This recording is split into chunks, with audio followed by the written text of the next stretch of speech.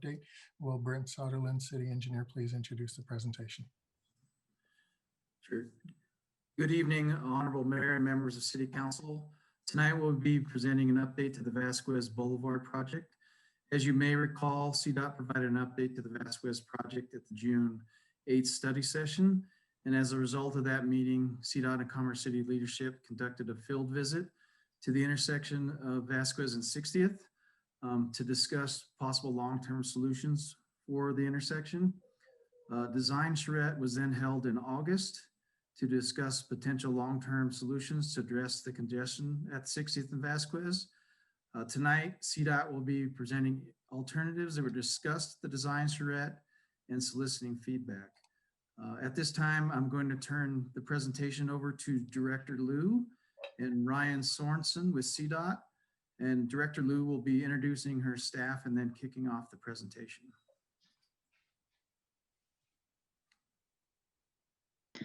Hi, can you hear me? Yes. All right, sorry for the moment of technical difficulty. Good evening, everybody. Thank you so much for having our team back again this evening. I believe that we will have a chance over the course of the session to talk both about the Vasquez project, but then also to provide an update on the 270 project later on in the evening. It's important to us to have the opportunity to talk with you about both of these two projects together, because something that we really heard early on from all of you in these conversations was that having this be one discussion where we look at these two projects together and look at them in terms of the way they both affect all of you together needs to be an important part of our project planning for this corridor. So that's exactly what we'd like to talk to you about in discussing these projects, is not just the projects themselves, but how they connect, how the different scenarios on Vasquez connect into 270, and to really talk through what we've changed because of the conversations we've had together and how we sort of see the pros and the cons of the different projects panning out. So I will turn it over in a moment to my, no problem. I'll turn it over in a moment to my team to kind of walk you through what came out of the charrette.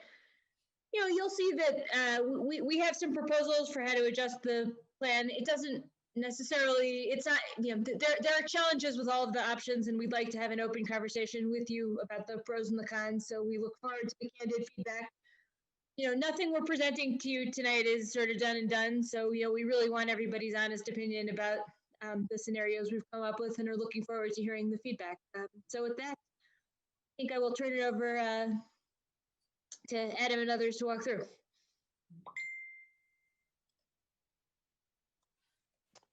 Excellent. Yes, I was going to have Velvet Kiesel run the slides. Is she on perchance, or because I don't see Andy Stratton or Velvet. What's yeah, that? So I can promote Velvet. Who else? I'm sorry. Well, we have Velvet Kiesel, Leah Langerman, Stacy Shore, and Andrew Stratton, and I think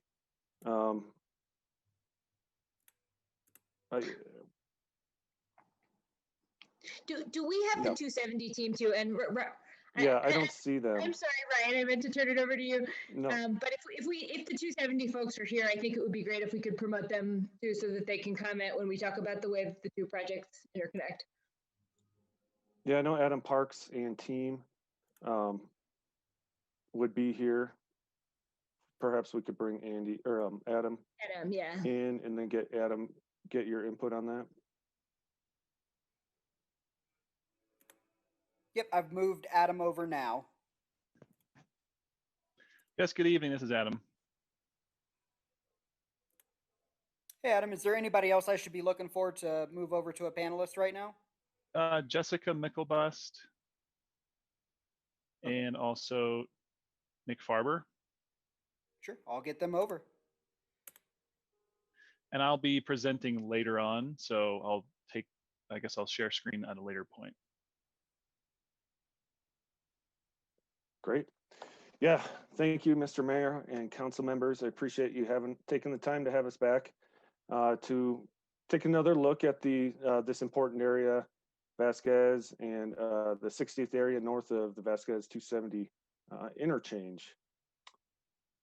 So what, if we could, so basically some background of how we got here is we were looking at, CDOT was working with Commerce City in Adams County to look at possible solutions for this, the intersection at 60th and Vasquez, and then that area that stretch up to the 64th area, and how to best basically look at improvements for the area. What we were looking at the time was we were looking at access issues, how to best move pedestrians and bicyclists through the area, as well as traffic. And I said, as I said, access, but access on those west frontage roads is something we were really looking at closely, and how that would impact the operations of not only vehicle movements, but pedestrian movements through the area. And then access to Parkway was a major consideration as well. I will, at that time, we were looking at some improvements, what we're calling a modified traditional intersection at that time. And we were looking in the range of 20 to 25 million, order of magnitude dollars for the solution we were sort of looking at previously. I'd like to point out a couple things related to graphics and graphics in general. That will be a common theme throughout the slides we will be showing you, is that we have the purple lines. The light purple lines are meant to represent pedestrian movements through the area, through the intersection. And then the dark purple lines, in this case, the dashed lines, would be a grade separated pedestrian facility, which we heard interest from you in previously. At this time, when we presented in June, as Brent had said, there was some thoughts by the council members and Mr. Mayor that perhaps we should take a step back and just kind of take another look. How can we best make sure we're meeting your needs? Are we make sure we're hitting the mark with this project? And then that it's working well with the 270 project, and how those are, make sure that those two are coordinated well. So at that time, since we heard that feedback, hey, should we take another look at this just to make sure we're really hitting the mark with this? We, again, as Brent said, we held what we call a design charrette. So if you could go to the next slide, that'd be helpful. And one thing I'll note too is I said the order of magnitude of that previous one is 20 to 25 million. If we could just keep in mind that what we have currently in hand is 12 million. So it's just an order of, that's what we're working off of for design, and then would contribute to the project for right of way and construction in the future. That's what we're working off currently. So as you see these upcoming slides, at least that gives you sort of a gauge of where we're at, where we would need to be in order to move forward. So with that, we held a design charrette. And what a design charrette is basically, it's a brainstorming meeting in which we get together in the same room and we just throw ideas out there and say, here's what I think would really be best for this area. and then it has kind of a technical bent to it somewhat. So we had drawings to help facilitate that. And then also we had a really healthy discussion. So from that, you had given us what you would like to see brought forward, and what you would like to see us to explore further. You could see on the lower left of that slide there, you can see some of the options that you had expressed interest in that we should take forward and at least and take a look at furthering those. We looked at single roundabout. In this, for those of you who are able to attend the charrette, it would be familiar. Single roundabout, double roundabout type of configuration, a diamond, which is somewhat of a tight diamond, and then a CFI or continuous flow intersection. And we have a short video to show you of a CFI to at least get an idea of what it is. I mean, it's easy for us to throw the term out there, but we have a short video that can kind of give you a feel for it, how one of those generally work. And I just want to point out a big goal today is to really show you what we've come up with, and then get your feedback and look for your guidance and feedback on the next steps and how we move forward with this project. And I'd like to say that what we came up with here is, keep in mind, we have the high level, you'll be able to see fairly quickly high level impacts, risks, and order of magnitude costs associated with some of these options that we're looking at. And I also want to point out too that we worked with DEA and Commerce City staff. So we worked with Roger, Joe, Brent, and others to help facilitate developing what you will see here. So I will walk us through the options that we're looking at. All right, Velvet, if you could go to the next one, that'd be great. Okay, so a couple important notes. Like I said before, keep in mind the light purple signifies pedestrian movements. The red X's signify property takes, okay? So keep in mind that what we're displaying here is the order of magnitude in impacts and risks, so that we could have that as a point of conversation with you. Some advantages of having this type of option. Well, basically what we looked at here, let me back up a little bit. What we looked at here is a single roundabout that's somewhat elevated or close to at grade of the 60th area. So the roundabout itself, you can see there, that's actually at the grade of 60th or close to that. And then Vasquez would be actually down, lowered. So Vasquez would go under 60th in this case. Some advantages of grade separating the two in that particular case would be, pedestrian movements would be separated and taken away from Vasquez, which is a big advantage. They could move east-west across there with not a lot of impact, or not having to actually cross Vasquez. And then it's also that helps you with maintain a visual corridor through the area east-west, as opposed to, let's say, an elevated type of grade structure, which can give you that feel of separation between east and west. But bicycles as well have that same advantage as pedestrians. And then a big advantage here too is we're connecting with all of the frontage roads or the connecting roads. We're connecting to Parkway and we're connecting to east-west frontage roads, both on the north and the south there, as you can see. As you can see as well with this particular option, there's some challenges as well. We could see the property impacts related to that. There would also be some considerations in this particular case of lowering Vasquez. There's a potential for high groundwater given Sand Creek to the south, and then if you're aware, there's a pump house to keep water away from the area of a grade separated railroad structure to the north. So we would have to look at something as well at high groundwater, basically, we would be getting into. And then with that sort of contaminants, environmental issues, and then utilities in the area, we'd also have to consider there's a decent amount of utilities within that intersection that we would need to compensate for.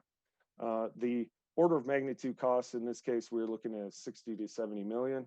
You could see that just by gauging at least a visual, that you would have to consider that there's some variability and risk involved in that due to, you would have to have multiple structures, multiple walls, retaining walls through the area to compensate for that lowering of Vasquez.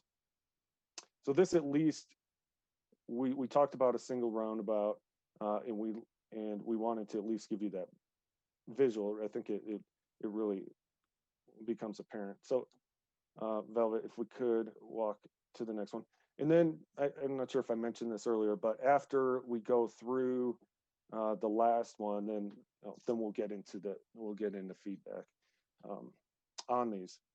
And I'll also note as well that Velvet has closer graphics for us to zoom up on if we want to. I think that will help us to do that when we get into feedback.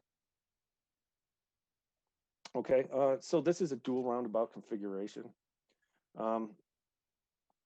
We had heard an interest really in a configuration of a dual roundabout. I know there's other areas around Colorado and in the metro area that have something similar. So we wanted to explore that further. And this is, again, all of these these are the items that we heard from you at the charrette and your interest in looking at these. So you could see that this has very similar impacts, trade-offs, advantages as the single roundabout. You're taking the pedestrians away from Vasquez, grade separating them for a little bit better ease of movement. In this case, I mentioned that the single roundabout was at approximately the grade of the current 60th area. That would be the case here as well. Of course, that will be dependent on further and refined designs. Some trade-offs are similar as well, taking Vasquez down, the property impacts, groundwater utilities, possible environmental mitigation considerations, and a similar cost impact or order of magnitude cost of $60 to $70 million. And the one thing I didn't mention earlier that I meant to, at least in the early, when we began, is just that with these options and getting your feedback of how to move forward and what to move forward with, we would have to, in any of these cases, do a comparison of operations. So once we get into the next phase, we'd be able to take your recommendations and run operations analysis on those. We would have to sharpen our pencils on accesses for businesses, what accesses work in through coordination with you and through CDOT access and others, our traffic group, and to make those refined decisions. But at this point, we're at the order of magnitude impacts, costs, and risks in order to figure out what to move forward with. And then at that time, we would also be seeing how we tie a little bit more refined of how we would run, or we would tie in with 270, how the operations would look between the two, and how the geometrics in the configuration between Vasquez and 270 would look.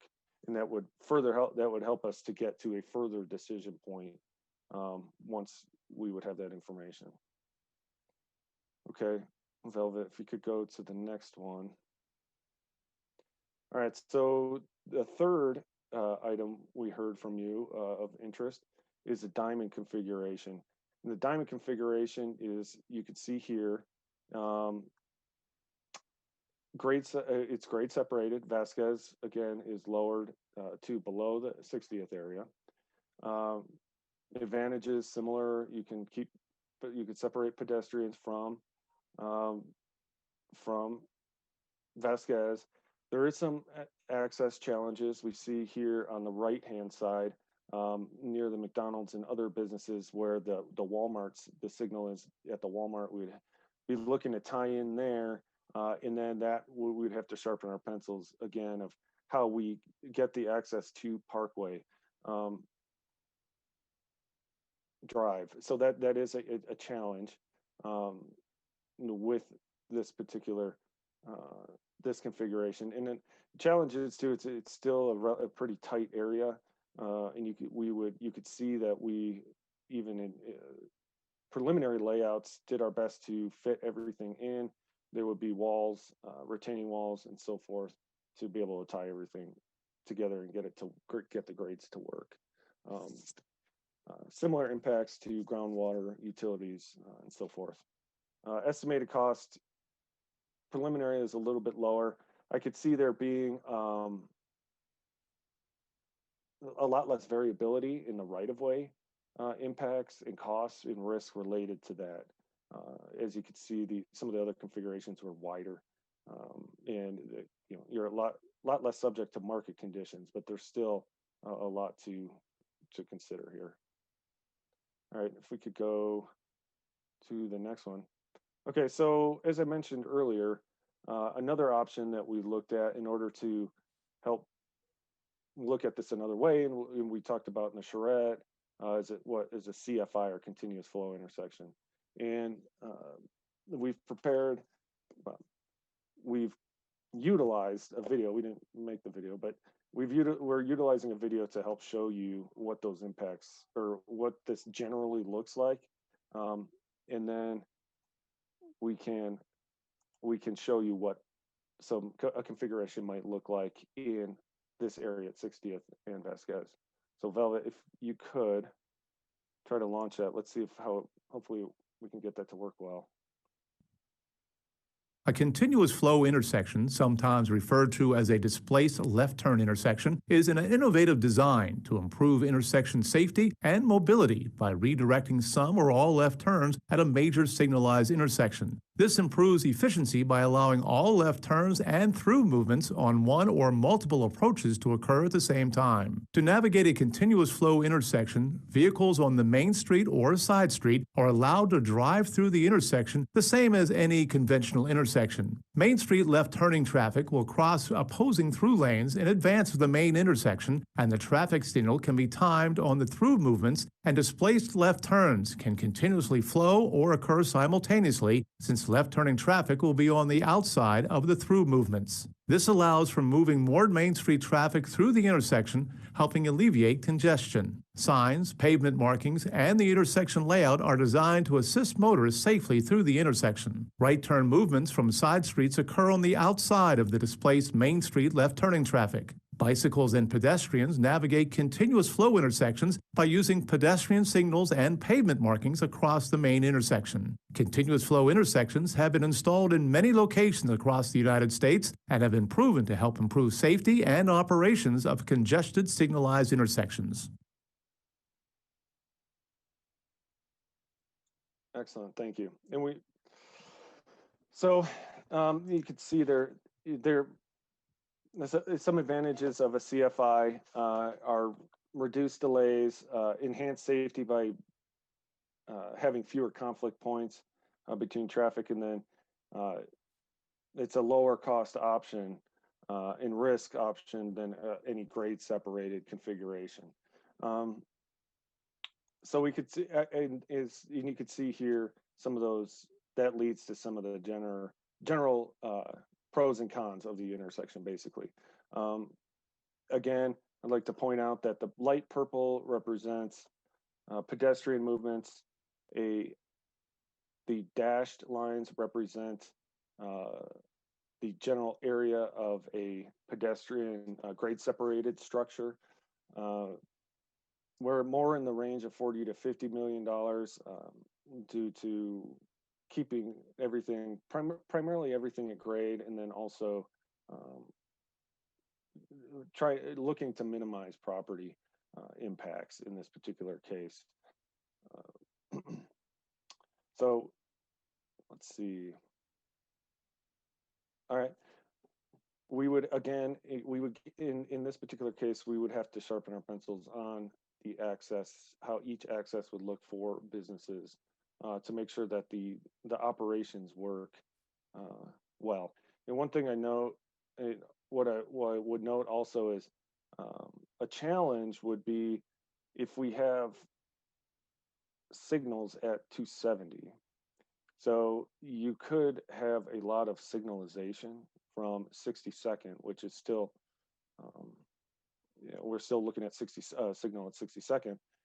As you could imagine, as you travel northbound from 270 area, you have a signal down there, and then perhaps a signal that you reach not too far after that, and then a signal, and then signal at 60th, and a signal at 62nd. So it would just, we'd have to look at it closely operationally and comparing it, and then any refined access considerations, refining those, and then comparing it and looking at it in comparison to the other options. Okay, so if we could go to the next slide. So again, just to go back to the goal of the first slide, is to bring the items forward from the charrette, which we've worked with your team to help optimize those, get your feedback and thoughts on it. And you've seen at least an order of magnitude property impacts, the considerations for bicycle and pedestrian movements, and we need to think and consider 62nd Avenue access further. And then, like I said, we'd be looking further at traffic operations modeling, timing of implementation, coordination between the 270 and the Vasquez project, and how that would look. And we're also considering throughout these projects is the regional connectivity for pedestrians through this area down to Sand Creek and in other areas to match with the overall vision for the pedestrian and trail plans. And then as I said, we have 12 we're currently working off in preliminary design of 12 million in hand. That 12 million came from the Dr. Cog regional sub-regional tip application put forward by Commerce City. So with that, before we open it up to conversation, is there anyone from the CDOT or Commerce City staff, engineering staff, or that you would like to mention as a part of this before we kind of get into a discussion?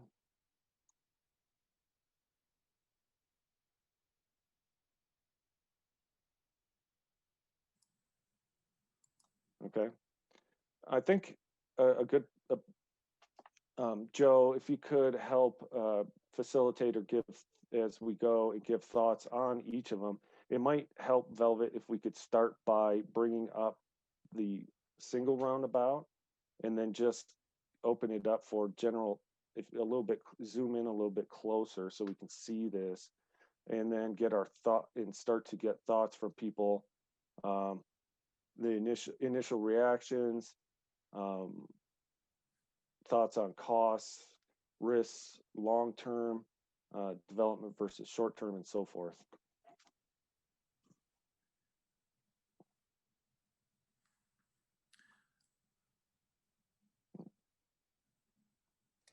And perhaps it would help.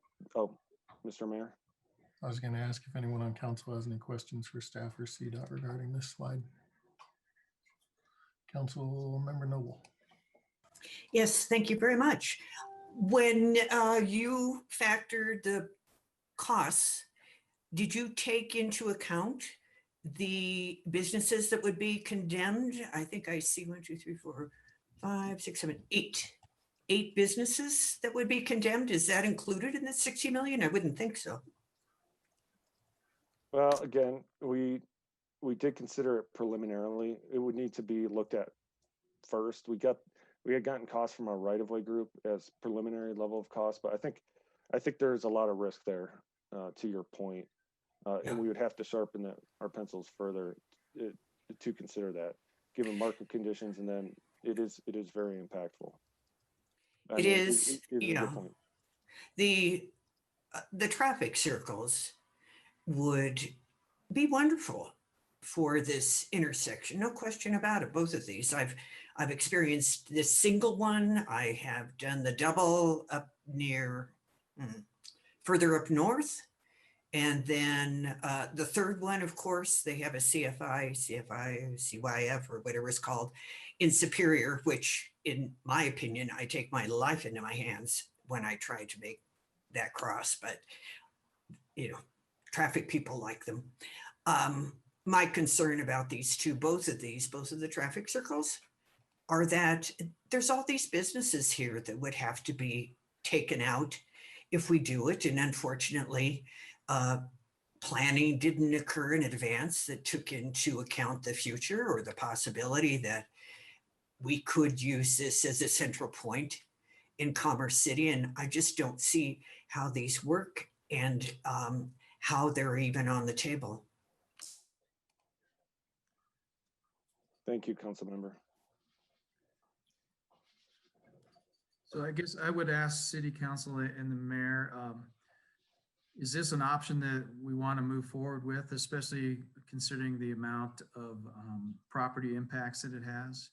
And just looking at it, it has a lot of difficulty, I think, for pedestrian movements. I'm just curious if anybody has any, I guess, feedback on that.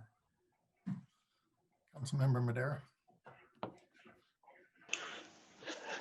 Yeah, kind of just going to echo Councilwoman Noble's sentiment on this. You know, it'd be really hard to sell for either one of these loops just because we have to live here, right? And if we're over here destroying the Starbucks that we've waited, 20 something odd years to get in the core city, then yeah, I don't think that would just that would work for us politically if you ever want to run again. But I mean, a lot of these buildings are brand new. That Wendy's is brand new. The Starbucks has just been remodeled. So the impact from this, I think, would cost far more than what's estimated. And it would be drawn out in court most likely. So I kind of think that both the loops are going to be off the table just because of that. And, Ms. Noble alluded to that continuous flow intersection that they have in Superior. And those are just, they're so confusing. And there's a lot of going on in this intersection already that I think that would just add to that confusion. And, you mentioned about the lights at the intersections. Well, part of the problem with this intersection is there's a lot of, tractor trailers that go through this, corridor here, and there's a lot of lights. So it takes them a long time to get going when they have a load. And so those light cycles can't really control the flow of traffic because they're not taking into account the massive amount of big trucks that are going through these. So traffic gets backed up, and if you add more lights, that's just going to compound that problem, and you're going to be backed up all the way up to 80th. So I think for that reason, option 4 is probably going to be a challenge.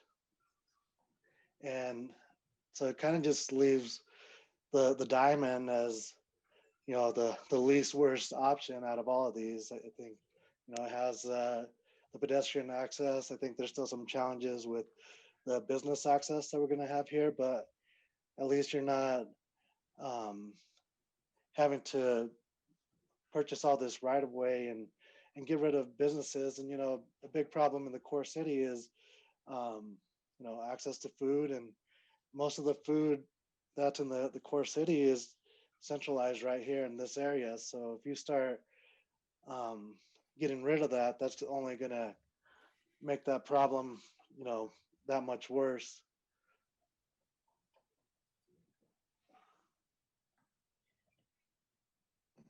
Yeah, thank you, council member. That's very valuable information.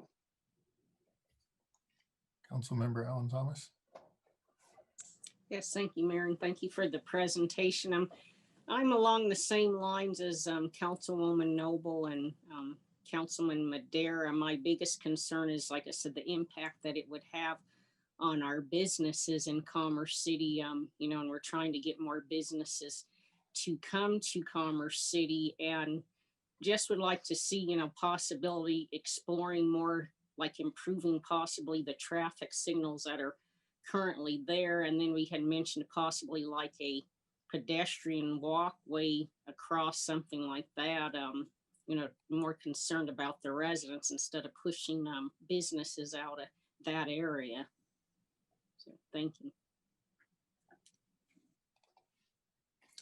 Councilman Thank you, Guardiola. council member. Thank you, Mayor. Yeah, I echo the same thing. I think the diamond option is the best one that I see. But we also have some issues with that. Option 1, 2, and the CFI just wouldn't work here, especially 1 and 2. Those roundabouts, a lot of those businesses, like they said, are brand new. So a diamond option and kind of go with that. Thank you. Councilmember Hurst.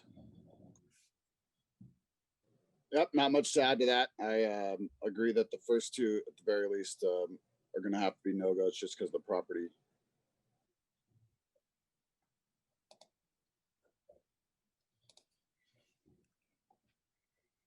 Councilmember Grimes.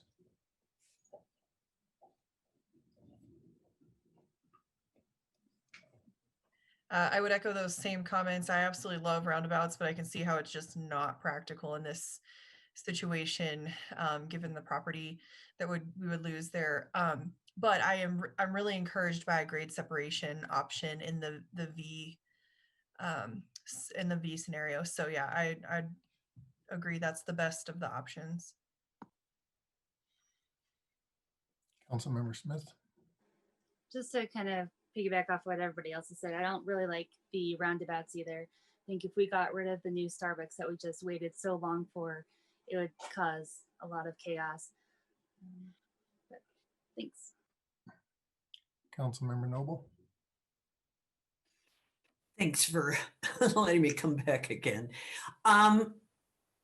There was discussion, as Councilmember Alan Thomas pointed out, about a pedestrian bridge previously, so that people can get back and forth, in bicycles too, for that matter. But could we take even, like, say 20 steps back and remind everyone why we're doing this, the amount of traffic that's currently coming down up and down Vasquez in a day, what you're anticipating because of 270 being closed, why this has to be done? Well, a little bit of history, and I'll have others chime in support of that. History on this is we generally did a much larger study of Vasquez, including the interchange at 270. So we were looking at approximately down at 56th, all the way up through up north, through where we split off to go up to Highway 2. In that, for a larger improvement to the area and how that would tie into 270 to best move traffic through the area and increase safety. I think so. There's several things that you would want to improve as a part of this. Operations to get traffic through, as you alluded to, that there's a lot of cars going north-south through this area, while at the same time improving safety through the area for pedestrians, and while at the same time reducing crashes and so forth. And so I think there's a desire generally to improve this intersection, which has always, for some time, been somewhat of a point of desired improvement to this particular intersection. In sort of how we had gotten to this point, and some of the options that were looked at in that previous study that was done had wrapped up a couple of years ago. Some of those options were of a much larger scale, on the orders of magnitude of 100, somewhere in the range of 100 to $200 million. And then were much more impactful with their tie-ins to 270, depending on which one we're looking at. So the whole stem, or the where this all came from, was how do we make improvements to the area a little bit quicker, knowing that we don't have the full funding in order to meet the longer term vision, while at the same time helping to improve the safety and operations of this area. And that was the reason why this project had come up and was moving forward, finding a project that could be mobilized a lot quicker. Go ahead. I'm sorry. No, that's all right. I interrupted you. I guess I'm looking for the numbers, what we're talking about here.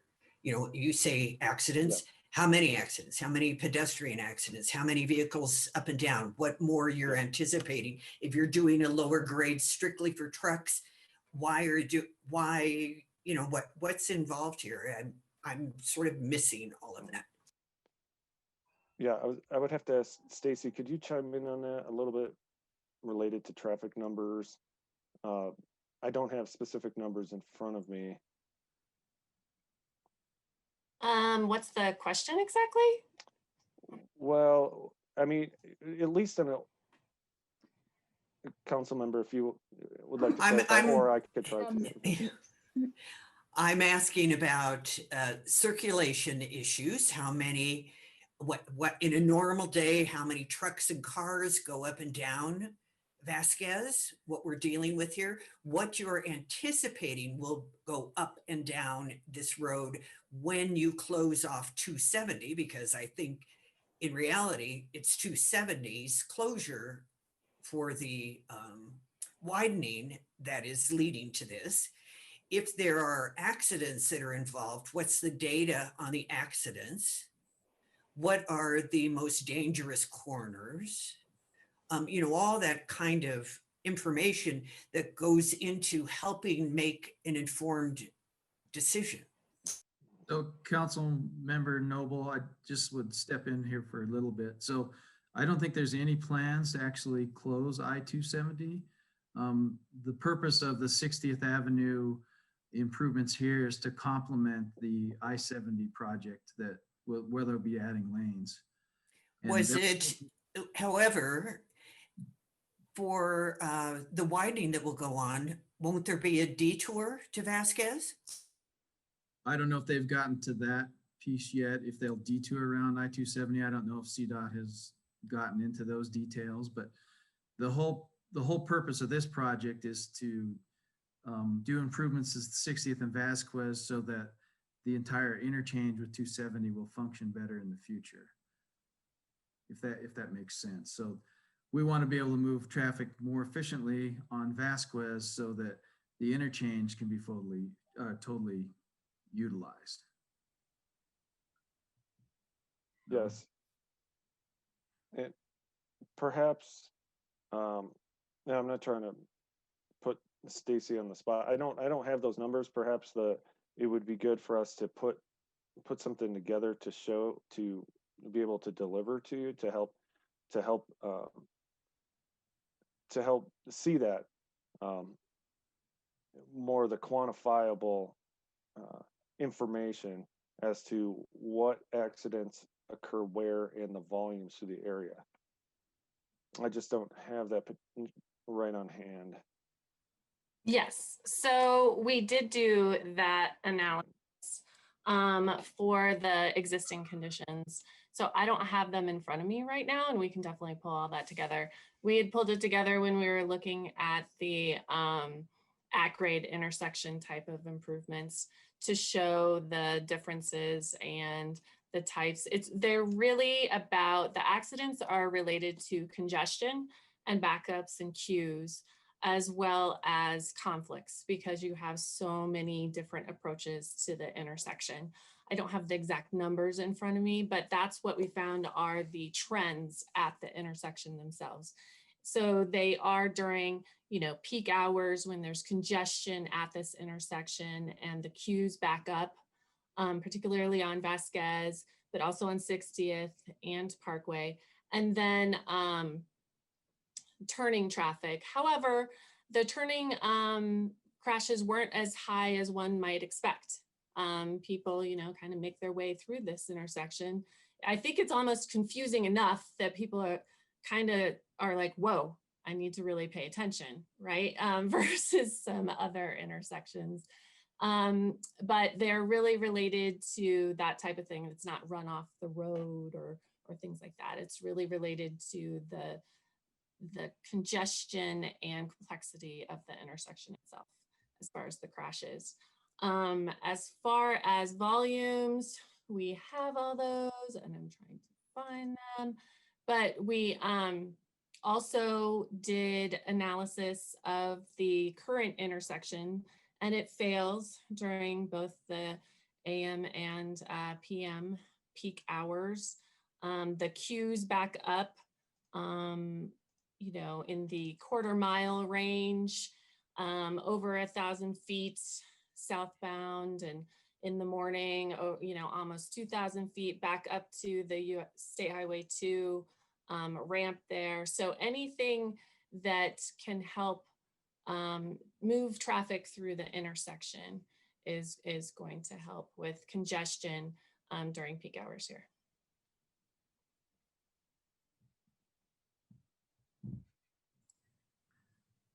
Did you have a follow-up question, Councilmember Noble?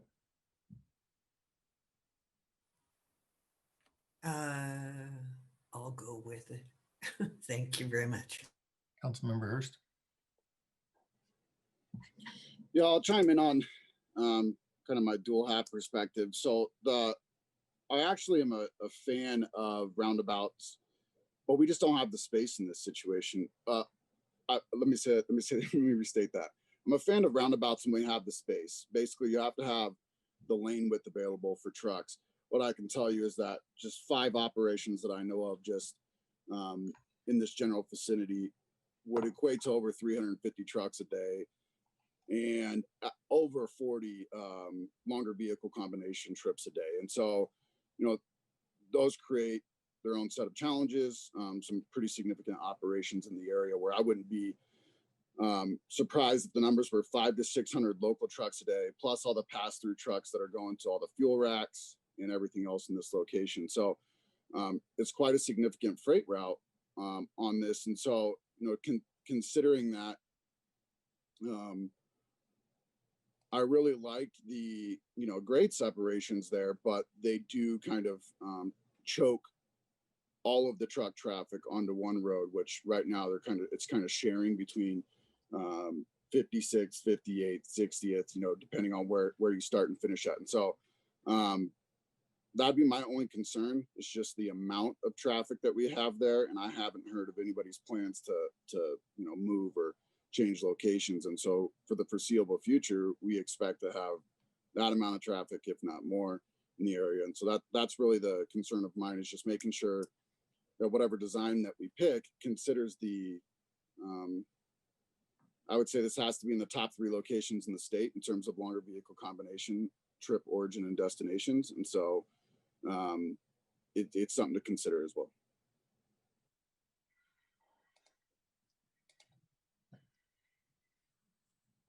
Councilmember Madera. Yeah, I had a question. So I was kind of looking at this in a little bit of a vacuum based off of the current configuration, but you know, my question in looking ahead, you know, we're going to be talking about the 270 project here coming up. Which of these configurations would work best with that, and how would that tie in?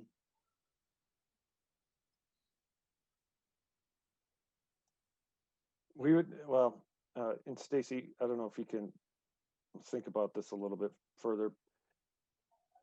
We would still, from this point, the primary intent of what that we came back with is we heard from you at the charrette what options and what configurations you'd like to look at further, and so we've taken those and we've laid them out, and so that you could see what the impacts are and get your feedback on those. And then as a next step with the options that we move forward for further analysis, we would need to look at that look at that further. Basically, how does the intersection, which intersection of the options that we move forward with for further analysis best tie in with 270? I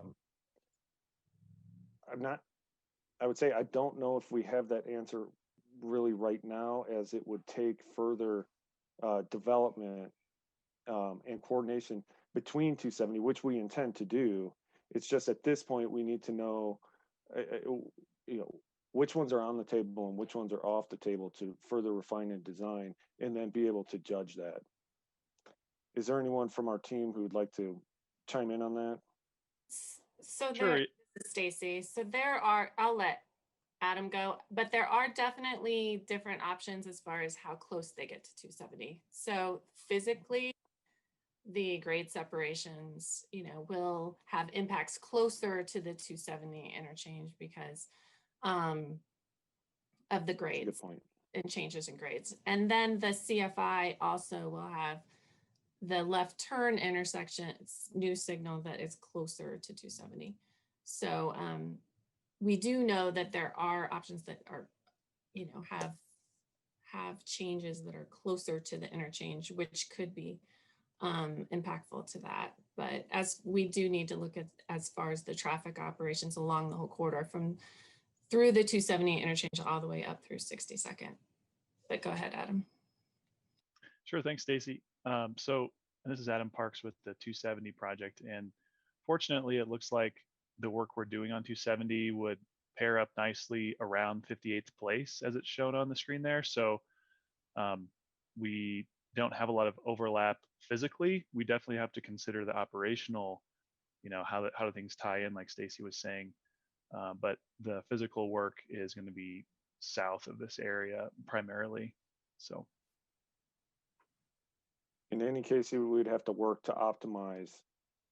You would, as an option is selected, you would work to optimize that option between the two projects. Yeah.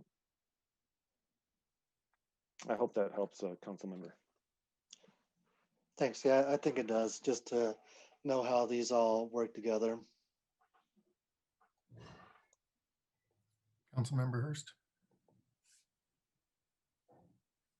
Yeah, I apologize. I'll take my hand down. It was still up from last time.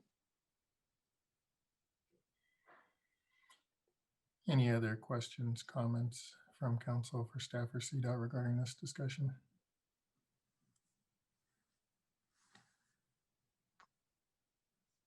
Seeing none, Councilmember Grimes. Thank you, Mayor. I realize you're looking to council for direction on this. I just am curious from your perspective as professionals in traffic, what option would you choose if you could pick one?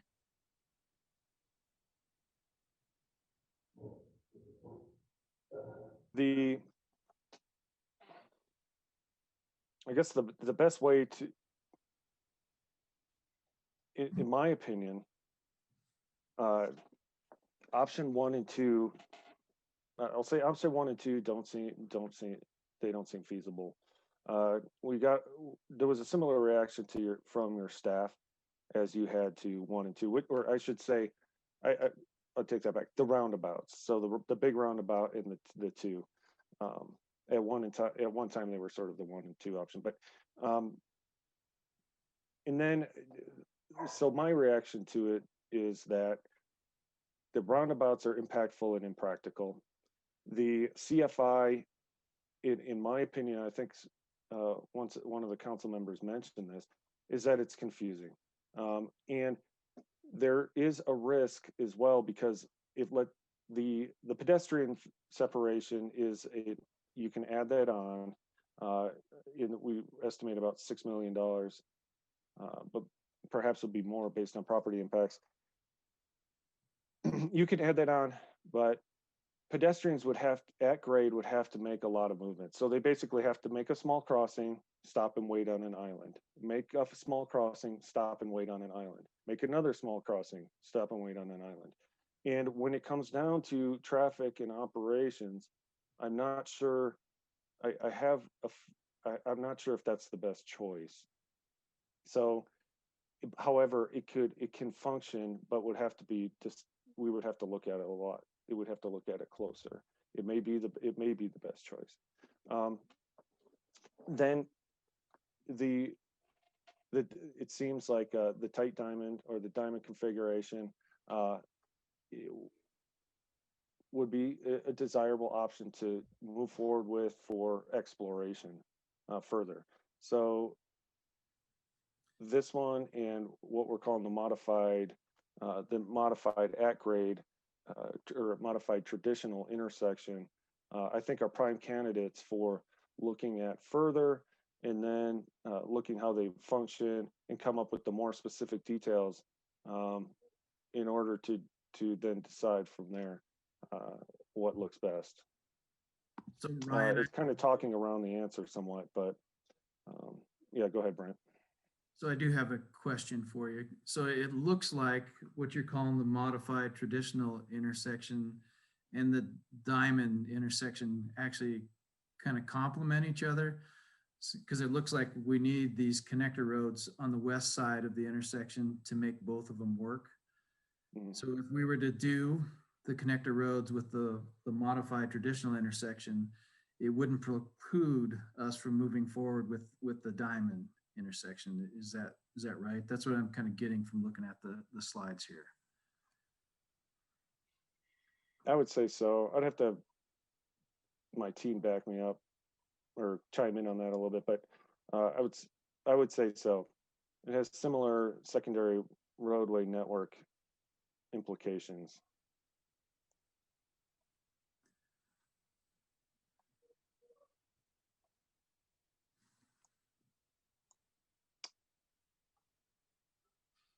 Councilmember Grimes, does that help the conversation? It does.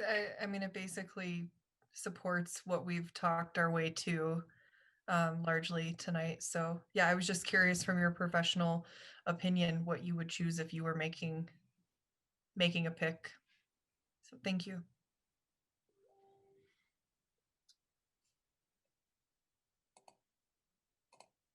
Councilmember Hurst. Yeah, I'm not. I just wanted to have some final comments before we move on to 270.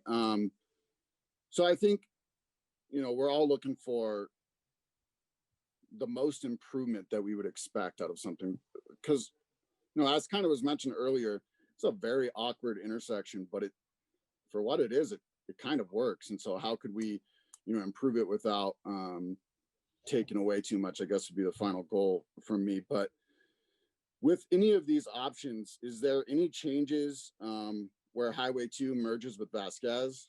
And are there any changes needed at 62nd and 64th for these to function appropriately? Or because I know in our preliminary discussions, there was focuses north of this location as well. Yes, for the 62nd. Okay, so for this particular option, a signal at 62nd would be required to help provide, well, as we could see here, help provide access to the area to supplement the access that would be required due to the configuration changes at 60th in this particular case. Now, for the diamond configuration, that would be it wouldn't be required, or at least that's what we are seeing preliminarily with that configuration. Stacy, do you want to chime in on that at all? Sure. So with the Velvet, if you go back to the first one, so with the at grade, because we are modifying an access from Parkway onto southbound, we're prohibiting the left from Parkway onto southbound Vasquez. There would need to be a traffic signal at 62nd. So that would be part of this option, is to have a traffic signal at 62nd to provide those movements, as well as other movements on and off of Vasquez for traffic to the east. So that's why it is what Ryan talked about is required as part. So you would get all of that circulation with this. With the tight diamond, all of the movements on and off of Parkway are provided that can occur at the interchange at 60th. So because of that, the signal at 62nd is not required as part of the project.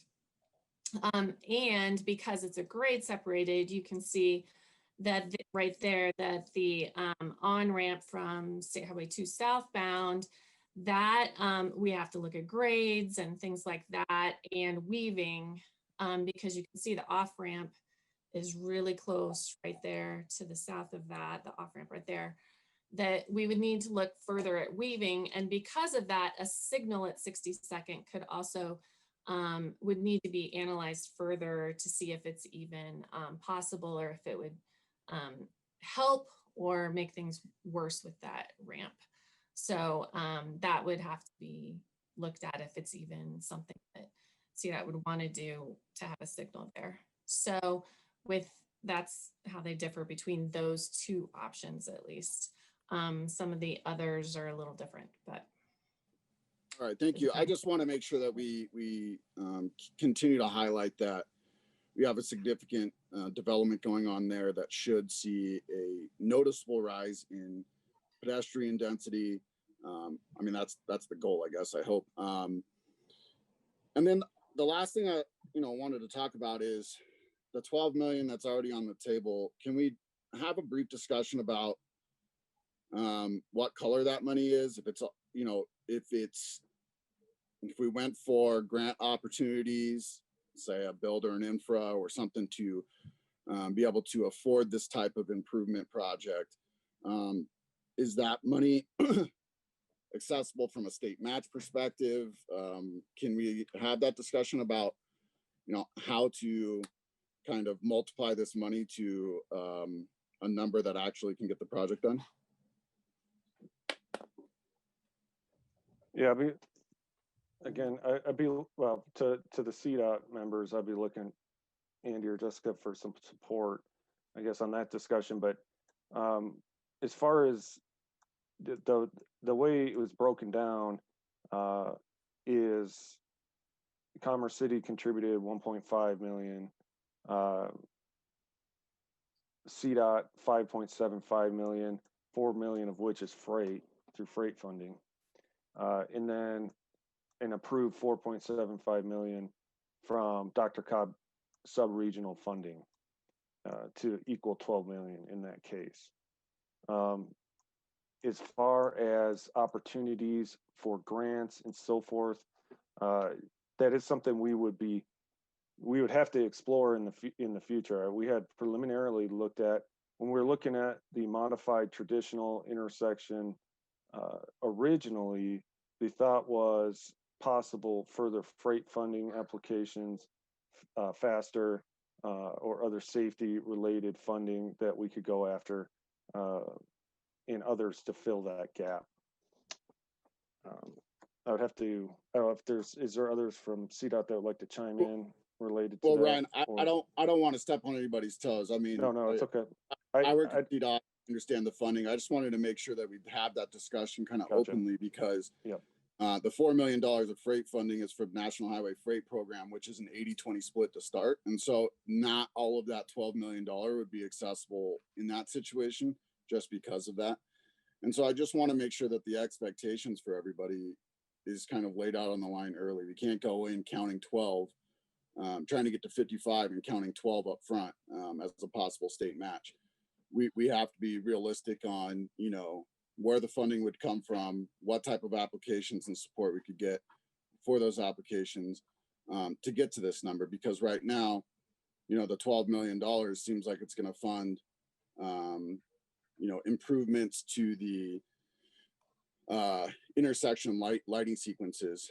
And so, if we're going to expand the project to this type of scope, to that type of price tag, I just think we need to have discussions on how the city and city council can support moving forward, to look for that additional funds, because as everybody, everybody's funds are going to be tight for the next at least 3 years.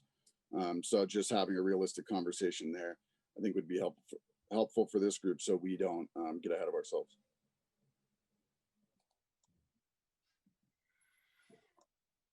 Councilmember Noble. Could we go back to the diamond again? It could just be in the drawing, but do the businesses that are on each of the corners, are they isolated? I can't tell if there's still ingress and egress that they currently have. Oh, we would have to look at that further. In this particular case, such as in the north, you could see there in the northwest corner, we have those initially marked as not having specific access. Right, that's what I thought. And we need to look at it closer for operationally with our traffic group, and then operationally how it functions to have those open. I want to be careful that we don't set the expectation that we can have all of them, or that we can't have any. I think it's a refinement of the detail. It's a detail refinement that we'd have to look at. Right. And then the below grade sends people flying through, passing by all these businesses that have been used to having people get off at the intersection to do something, to go to one of Right. these many restaurants, for example. And next thing you know, it's like being on the interstate and that town becomes isolated and the businesses go out of business. So I think to a degree, I hate to say this, but in addition to wanting more data is to go back to the drawing board, because this is if I recall correctly, this is a $50 million project too, and we're hurting our businesses.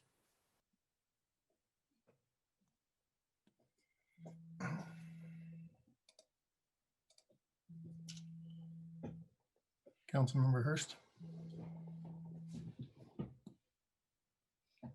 I'll learn, I promise. I'd like to point out as well that the Councilmember Grimes, he had asked for an opinion. This is, it still would be it would be pretty impactful. You're still having to consider a lot of utilities, groundwater issues, groundwater, the condition of the groundwater in the area, and possibly treating that. So there still is, I feel there's a lot of risk here as well. And you'd be excavating out quite a bit of the area and putting in retaining walls to get Vasquez lowered. So it's just something to further consider if it were an option that we would look at further in this case. And again, to Councilmember Hurst's point before and others, we're still in the range of 50, 60 million plus 65 million is shown here. Preliminary cost estimate. It's just something to keep in mind as if we decide if you help us figure out those next steps to move forward. If I can add one more thing, just to kind of confuse the whole thing about having an overpass. 270 supported 46,600 plus oversized, overweight single trip permits in the last 3 years. A lot of their origin and destinations happen in Commerce City. And so vertical clearance is always going to be an issue throughout Commerce City. We have very limited route opportunities in the area because we have some older railroad structures that limit your routing options.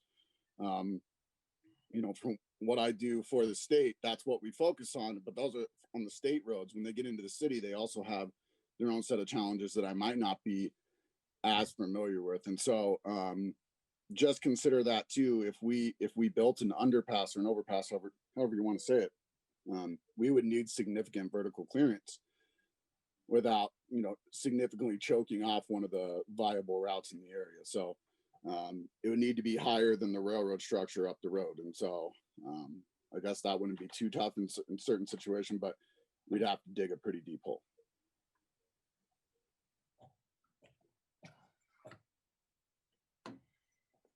Any other questions or comments regarding the subject? Yes, Mayor. Member Grimes. So just to summarize, at least for CDOT and staff's perspective, we want to move forward with looking at what Ryan called the modified traditional intersection, and then also look at the diamond intersection as possible future options. I believe so. Councilmember Grimes, you have your hand up. Well, I unfortunately, your comments, Ryan, bring me more pause, and I have to agree with Councilmember Noble. I almost think that if of the options you've presented, there's not one that you could get behind or your team could get behind as a kind of a prevailing preference. I don't know that there's an excellent option here. There's not one that has better pros to offset the cons, it looks like. And so I guess to further my question from before, if it was up to you, do you think there are better options if you go back to the drawing board? Are we really just looking at what are these the options and we're kind of just stuck with the lesser of two evils, if you will? Well, I tend to generally agree. I think a big challenge of this area is there might not be quite as much room as what it might just visually look like initially as to what can fit in the area. And so you are somewhat limited to either kind of you're limited to what we're seeing here. We have really thought a lot about this area, what could go in here, and to keep it within the current footprint is quite a bit of a challenge, and without going to a great extent of impacting the area to some of the points we've made, such as clearance, excavating quite a bit through the area.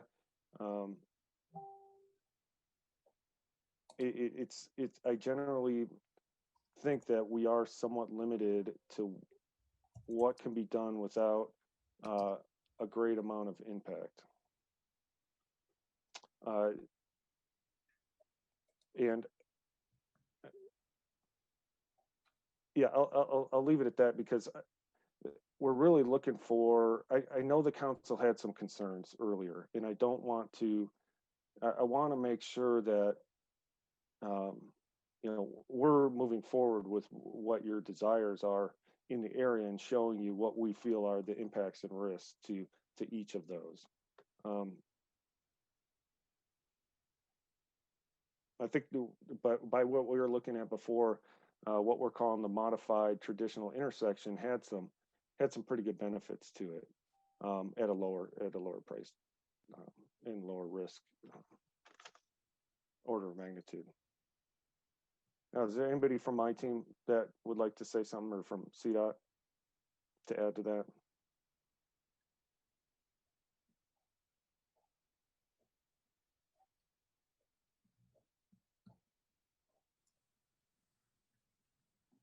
Yeah, this is Andy with CDOT. No, I think Ryan, you summarized it well. What we're looking at, you know, we looked at all the different options, the tight constraints, just leave us to where we are right here, right? The modified traditional intersection allows the least impact to the area and provides a great benefit to the area in you know, cleaning up some of the access and allowing cars to get through the intersection, still access the businesses in a safe way, gives you new access up at 62nd. You know, we have the opportunity to build a pedestrian overpass for pedestrians if they want, and allows us to continue to explore that grade separated tight diamond in the future, because a lot of the infrastructure that we build and move forward with right now can stay in place and complements that grade separation in the future. So I think your council members hit on it a little earlier when they talked about how the tight diamond and this modified traditional intersection kind of go forward. You know, we've done 2 studies of this area and had multiple people provide input on what they thought could be done in this area.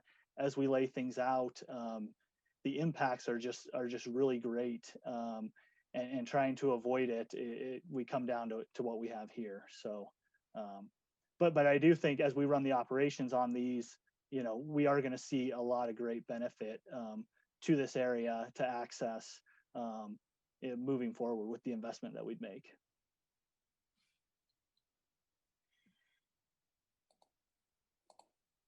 Thanks for Thank coming in, you. I appreciate the feedback.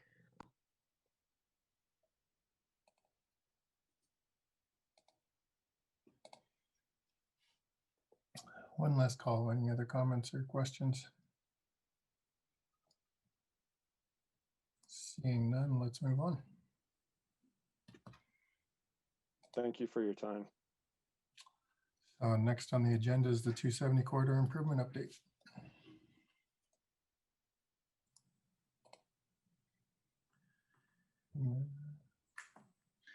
Yeah, this is a Brent Soderlund again. So I think we'll just move forward with turning it over to Director Liu again to kick off the 270 presentation.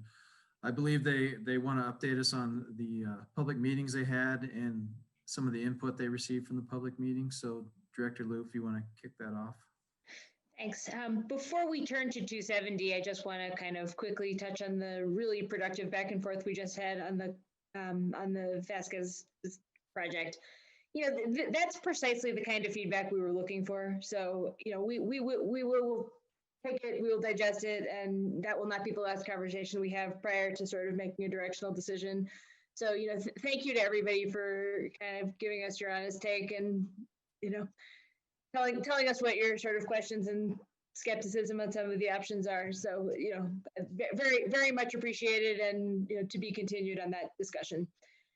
So I think we have some specific outs, particularly in terms of some of the data questions that were asked relative to the current intersection. We will get back on those, but we'll also sort of digest all of the thoughts that you've had and have a subsequent opportunities to talk about it. So regarding 270, you know, thank you again to everyone who has been a part of the environmental assessment process thus far. You know, I think the last time we spoke about this, we sort of walked through some of the technology enhancements we've adopted in the public comment for this project. You know, from our perspective, we've been very enthused by how much participation there was in the virtual public meeting. I think it's actually a template that we'll probably continue to use even after COVID, because it made the public comment process accessible, whether or not, you know, folks had the time to come to our meeting. So, you know, again, appreciate any and all user feedback on how folks experienced that process. But from what we're seeing, we got a lot of good input and have really been enthused by how much people are engaging in the process.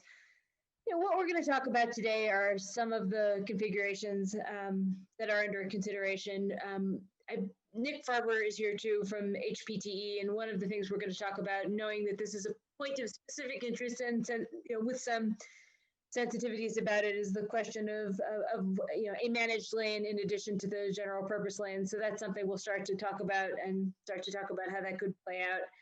And just generally, we want to, again, like we did in the last conversation, just get everybody's candid take on where we are with this project. So with that, take it away, team. Thank you, Director Liu. You can go to the next slide. Great. So I'm Jessica Mickelbust. I'm the Deputy Director of Program Delivery for CDOT Region 1. And then you'll be hearing also from Adam Parks. He's the I-270 CDOT Project Manager. And as Director Liu mentioned, you'll hear from Nick Farber, our HPTE Director, as well this evening. So we just wanted to spend a little bit of time getting you up to speed on where we were over the last several months and all the work that we've done, and then give you a sneak peek into what's coming around the corner in December. So on the screen, you've got the project process and schedule, and you can see, you know, we've done a lot of work between April and now it's already November. We had our first public outreach event, which Director Liu mentioned, and we had a lot of success. We sent out over 7,000 postcards to constituents, and we had a really robust public meeting room on a virtual platform that worked out very well, and we got really good feedback about that. We will be doing that same platform again in December. So tonight is really kind of your sneak peek about some of the messaging that will be coming out in December for that virtual room. We've been looking at alternatives, you know, what's going on in the corridor, what space do we have? The good news about the 270 corridor, as Adam might talk a little more, is that we've got a lot of right-of-way width in that corridor. So we have a lot of room to work with, which is really great. And we know that the time is right. Just today, there was a bridge deck with a big hole in it right around exit 2A. So we had our team members out there repairing the bridge. So we understand, you know, the needs in the corridor are growing daily with the congestion and just the aging infrastructure. So as we're looking at alternatives, we're taking those things into consideration as well. We are rapidly preparing an environmental assessment, looking at doing, you know, some robust air quality analysis, a lot of engagement with your community members. We've been reaching out to schools and to churches and to community organizations and really getting down to the grassroots to hear from them as well. So that's really kind of where we are right now. We're getting ready to leap into that next virtual meeting, which will be telling the public a little bit about the alternatives that we're looking at. And that's really what Adam will cover tonight. So as we move ahead, we're looking forward to hearing back from you on how we frame that messaging to really hear and get the most from our public engagement process. Thanks, Jessica. This is Adam Parks, resident engineer and project manager for the EA out there, and good to see you all again. This is a quick video just as a teaser, really, to show some of the progress we've made in our conceptual design. You can see on the left hand, that is the Vasquez interchange, which generated the highest number of comments of any point in the corridor at our public meeting. Many complaints at this location that it's unsafe, unreliable, difficult for trucks to navigate. And we agree, it's an outdated design. On the left, you can see it's a tight cloverleaf, that kind of interchange that we haven't built interchanges in that design for at least 30 years. So on the right is a conceptual level showing that that we've come up with an option that would improve the flow of traffic and keep things moving and decrease the some of those dangerous conflict points, some of those short weave areas. So without getting into too much detail, just wanted to show you that. And on this next slide, I'll go through some of the improvements that we are proposing. So we have found that the purpose and need on the project has really driven us to the decision that we will need to reconstruct and or widen portions of this corridor to meet current standards. There's portions of the road that were designed more than 50 years ago, and simple widening isn't sufficient. We'll have to do a full reconstruction in some places. There are structurally deficient bridges which would need to be removed and replaced. We're planning to add an additional travel lane in each direction. And of course, as was mentioned, express lanes are under consideration for that lane. We're also looking at auxiliary lanes between certain interchanges, and an auxiliary lane is defined as an additional lane between two interchanges for accelerating, merging, truck climbing, and exiting the freeway. So those really help operationally. And we're also looking at some modifications to ramps to create a collector ramp system. And Vasquez interchange, as I mentioned, so some of the changes we're proposing, and I'll give you a high level view here, is just the partial cloverleaf design, which removes those exit loops that are signed at 25 miles an hour right now. That's a real challenge for trucks to slow down before they make that exit. So we would be replacing those tight exit loops with more traditional ramps that tie into Vasquez with simple two-phase signals. So it would be adding traffic signals down below, but there would be a lot of green time for Vasquez with a phase for left turners to exit the ramps. And also there is a missing ramp today, maybe some of you know about, where you cannot go from northbound Vasquez to eastbound I-270. We would propose to add that, and also improve multimodal connections under I-270. And we're working on some concepts for how we can improve that pedestrian route. Also, moving on to the next slide. So this is just really more information and background on why express lanes are being considered.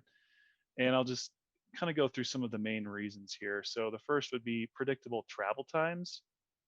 For anyone that's used this roadway to get to the airport, I think they would greatly appreciate an opportunity to be able to bypass congestion, to not miss a flight. There's many reasons that people may choose to use an express lane at certain times just to save time. Express lanes offer choice.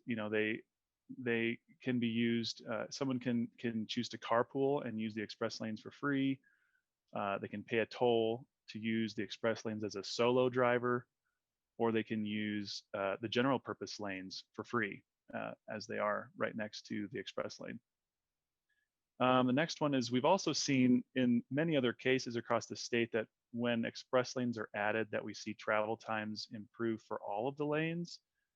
And there's several reasons for this. One is it's just obviously pulling some capacity, out of those free lanes into the express lane. Also, I think there's an element of relief if there is congestion or an accident or anything impeding the flow. You'll see more vehicles escaping to bypass that congestion through a lane that's open. A traditional roadway would not have an open lane to relieve the some of that pressure in an accident situation. We've also we're looking at the fact that express lanes do move more people rather than cars. That's something that would it would encourage more carpooling. It encourages expansion of bus service. The next column over here on the right, express lanes do provide flexibility into the future. Some of you may remember the I-25 T-Rex added lanes. Within a few years, those lanes were overwhelmed with traffic. We're seeing similar results as we look at modeling on I-270, that additional lanes, there's no way to guarantee that they would not also become congested over time as supply and demand works that way, where if there's a opportunity to make a trip, it generates, it can quickly be filled. So express lanes are managed throughout their lifetime to provide travel times that are reliable and free of congestion. Also, local and regional bus routes could just freely evolve and expand over time to maximize that ridership. Next one is the funding challenge. We really do have a problem with funding in our state, really, where this corridor, we have less than half of what we need right now to go ahead to do a project of this magnitude. So there are opportunities with express lanes that can provide financing, other avenues to get a project much sooner than we would otherwise. And of course, lastly, we are required to consider managed lanes per our policy directive whenever we are doing capacity improvements. So one more slide quick before I hand it over to Nick is just that the typical cross section we're looking at would be a full standard. This is similar to if you've driven US 36 from Boulder to Denver. That's a good example of a complete reconstruction that was able to had the space to really provide full standard shoulders, 12-foot wide, also a 4-foot buffer, which increases the safety for that express lane. And we saw a decreased. Well, I won't steal the thunder from the next slide, so I'll hand it over to Nick at this point.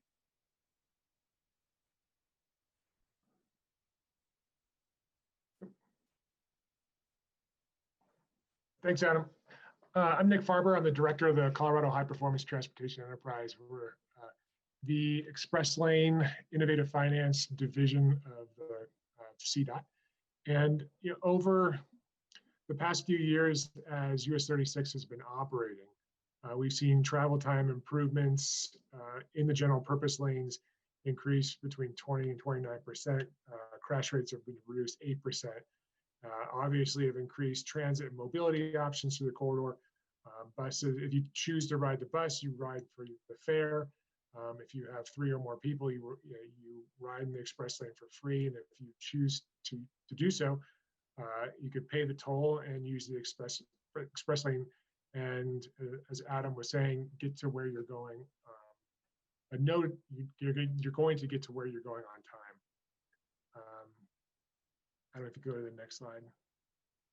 Now, obviously, when we use express lanes in certain corridors, equity issues come up, and I think we across the country you see this. At least you see 3 different equity issues. Those are one is income equity, the ability of potential users to afford to use an express lane.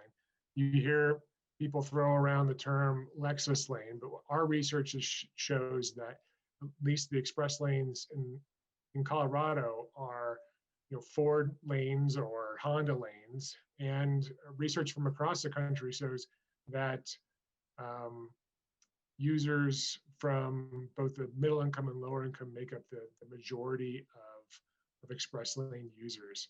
There's also modal equity, there's the concern that the general purpose lanes will suffer as as if you impose the use of an express lane.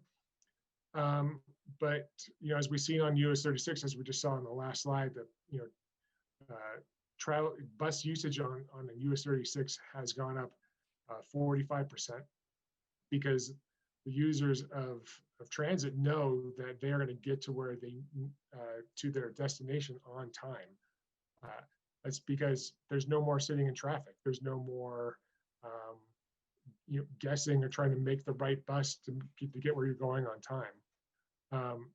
And there's geographic equity when it comes to using express lanes as well. I think in terms of where we put them and how they could affect certain communities in that area. We are trying to use express lanes across as we look to expand capacity across the Denver metro area and the states. So for example, there's the South Gap project, C470, the Mountain Express lane and I-25, US 36, Central 70. We have 108 lane miles of express lanes in operation right now, and we have 115 lane miles under construction from the Fort Collins area all the way down to Monument. So we're trying to also look at least on the Central 70 project, in terms of geographic and income equity programs to help alleviate those equity concerns. There's a number of options that we're looking at. We've actually are about to start a study to look at these equity issues and see how other states have brought about these programs and see what works here. And some options are like in the Los Angeles area, they give people who make under a certain income each year $25 towards tolls and a free transponder if the transponder costs money. There's also the ability for some states and DOTs to give people credits for using transit, and then they turn those transit those transit credits into free tolls. So there's a lot of different things we can do, and we're going to start looking at here on the Central 70 project, and I think that will translate over to the 270 project. And that's all I have. I'm happy to answer any questions. I think all of us at CEDA are happy to answer any questions you might have about any of the slides here. Thank you.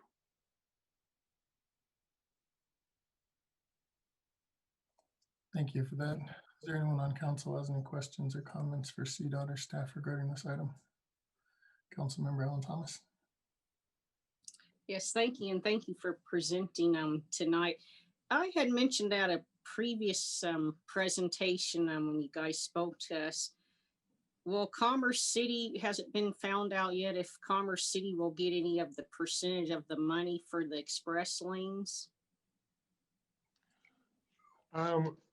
So in terms, toll revenue is usually on most corridors where it's used to pay for a part of the project. It usually goes back like on I-25 segment 2, it's pledged to repayment of debt and has to be used according to federal regulation, has to be used for either extending that lane either further north, further south, further east, further west, or for the operations of the express lane itself. So it really can't go for uses outside of a transportation use. Like for instance, other corridors like C470 or I-25, if there's excess revenue, it goes back into the corridor itself. And our statute also mandates that the revenue earned on a corridor has to stay within that corridor or with an integrated system that corridor connects to. So do we know if any other cities or counties receive a percentage from money from express lanes? No, they don't because of the reasons I just stated, because like on most core, like on I-25 segment 2, we don't have any debt from segment 2, excuse me, I'm kind of speaking in code. I-25 segment 2 goes from US 36 to 120th. We don't have any debt on that corridor. So after we pay for operations and maintenance on that corridor, the rest stays in HPT's fund. It's toll revenue fund. And that has gone to pay for additional safety improvements on the corridor, Colorado State Patrol, patrolling the corridor. It's also gone towards some of the work that we're doing on 270. For instance, we're helping out with some environmental studies on the corridor. So it doesn't come back to the community. It actually just comes back to help CDOT and HPT further additional projects along or help the safety in the corridor itself. Okay, thanks. Okay. And another question, do we know who's going to manage the project? Because most projects that deal with toll facilities are under companies that are outside of Colorado. Is that correct? Or no, so there's two public-private partners. I think you're saying of public-private partnerships, and public-private partnerships are a way to help fund a project. It's financing, not funding, I should say. And it's a way to accelerate projects that otherwise couldn't have been done, for instance, in a certain time frame. Like US 36 the second phase wasn't slated to be done until 2035. We accelerated that project with the help of Plenary Roads Denver. And on Central 70, we helped with Kiewit Meridian Partners. There's more of a risk transfer type of situation and accelerating the project itself as well, where CDOT and HPT are actually going to be collecting the toll revenue on Central 70. But other projects like I-25, C-470, I-25 South, and the Mountain Express Lane projects, they are operated by the HPTE and not by like a foreign or a private company like US 36 or Central. And to dispel the rumor that they're really not foreign companies, Plenary is a subsidiary of a Canadian pension fund, but all the people who work here on the project are American, and that money they use to pay off the debt to help further that project along. okay, so could I-270 be under control of Commerce City with construction bonds from the 2K funding? And we could receive the proceeds and also have the toll revenue pay back the construction debt? Usually with, that could be a part of the funding package for the project, if I think I understand your question correctly. But HPTE, with the help of CDOT, would operate the project. One of the things we do on every project, no matter if it's operated by HPTE or not, is that we do what they call a value for money study to see whether or not it makes sense for us to procure the project as a public-private partnership. But that entails a lot of public outreach, a lot of feedback from obviously the stakeholders along the corridor before we even make a decision like that. All right, thank you. That's all I had. Councilmember Noble. Thank you. I am a little bit confused. Who is the private partner in this project? There is no public or private partner in this project. There is none at this point. Not at this point. All right. And has our city staff, so all of 270 is within Commerce City, correct? 90%. Actually, maybe even less than that. There's a portion that is outside boundaries on the west end and also the east end as well. So I'm curious if our city staff has taken a look at being the project managers of 270. It's a question for staff. We have not, we don't have that capacity from a staffing resource level. And in answer to the earlier question, our 2K initiative does not have, pardon me, adequate bond authority to take on a project of this size. Thank you very much for that. And for Councilmember Alan Thomas's answer too. I know that there is concern about the express lane, and based on the information that you provided for Boulder, there seemed to be a reduction of 20%. 270 is a nightmare highway. It's easy to see why this is a terrible problem. My question is like going around in circles. Let me do this one first. Is Denver redirecting any of the I-70 traffic onto 270, and will it continue to do so with the changes to I-70? I can answer on the construction side of that, and that kind of follows up from your some earlier questions as far as detouring during construction. You know, we will plan to keep 270.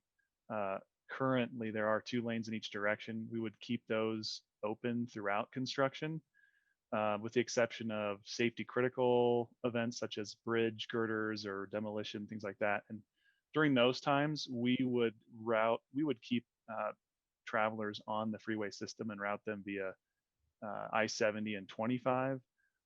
Actually, that's what the Central 70 project has had to do similar things when they're doing a safety critical event. They've been rerouting their traffic onto 270 occasionally for an overnight or a weekend. So we wouldn't be sending any cars off the system during construction. And yeah, I don't know if that answers your whole question. I have used the Boulder Express lanes many times because after a 2-year wait, I was one of the fortunate people to have a sticker on my window for my Prius. But of course, I can't do that anymore. But I can assure you that it's not just Lexus. It's BMW, it's Tesla, it's Jaguar, it's giant SUVs mowing people down in the express lane. That's what they use it for, is to speed.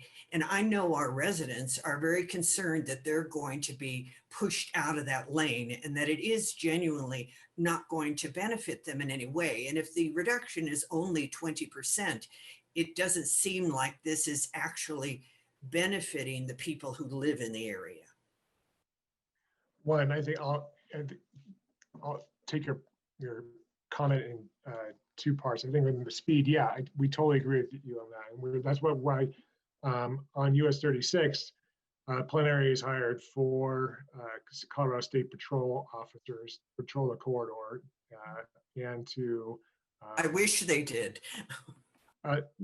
Then they provide us monthly reports on it as well. And I-25, we do the same thing. HPT is as a contract with State Patrol to help with speed enforcement and speed reduction on I-25. Yeah, and that's one message we're trying to always get across to people. Like, look, this is not the Autobahn. This is not, in the express lane is not a license to speed. You can still go the speed limit. You will get a ticket. In terms of your other question, other statement, council member, that's why we're looking at these. That's why right now, especially on Central 70 and on 270, we'll be looking at these equity issues and how we can help residents of Commerce City and Globeville, Swansea neighborhoods to help them use the express lane, help them also be a beneficiary of that reduction in travel time. We don't want to leave people by the wayside, and that's not something myself as director or I think or anyone at CDOT wants to see. And I think as we develop these programs, I think we'll definitely be looking for your input. So I think more, stay tuned for that. Thank you. Councilmember Madera. So just to confirm, the new lanes would both be express lanes, right? That's something we know we're still, as Adam was saying, we haven't completely identified that yet, but that option is on the table. So there wouldn't be any new lanes for everyone else that's not paying? There wouldn't be additional lanes that go end to end per se, but there are a lot of improvements at the merges, at the interchanges, and also what's called auxiliary lanes that connect, particularly York to Vasquez. That area is really a problem. It is the main bottleneck, and so that's one area where we want to provide more space for trucks to climb in an auxiliary lane rather than blocking other cars. So there would be some extra space, I believe you could say. Yeah, because I'm struggling adding only the express lanes. I mean, from my experience, they do help, but it takes a long time. And then, as far as 270, I feel like you're almost strong arming people into, using these express lanes because, it's backed up all the way from end to end, I-25 to I-70 a lot of times. So yeah, people are going to use it. They're going to pay for it. But, you guys have mentioned about people getting left out. And I feel, that's going to be something that, needs to be addressed by either having more lanes or something else, in this project, because if it's only going to be express lanes, I don't know if I can get on board with that because, I use the express lanes every day. I'm on my way to and from work, on I-25, and it's a privilege, being able to do that. And, the express lanes on I-25 will have a handful of cars and the rest of the highway will be backed up. And if we're doing this for future, relief, I think by the time that this isn't an express lane anymore, if it ever gets to that point, it's already going to be at capacity. So I feel like we have to look ahead and be a little bit more inclusive and, how we are approaching to solving this problem, because I do think the longer on ramps are definitely going to help. Getting rid of those clover leaves is going to help a lot. And, there is a turn missing, but if you go on the clover leaves enough, so you can eventually get there, which is what the semis do. You'll see them go around, all those movements just to get on the right side on the exit. Mm-hmm. And thank you for those comments. I would add that and there's my daughter behind us. I would add that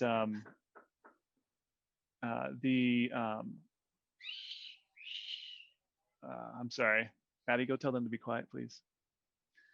Okay.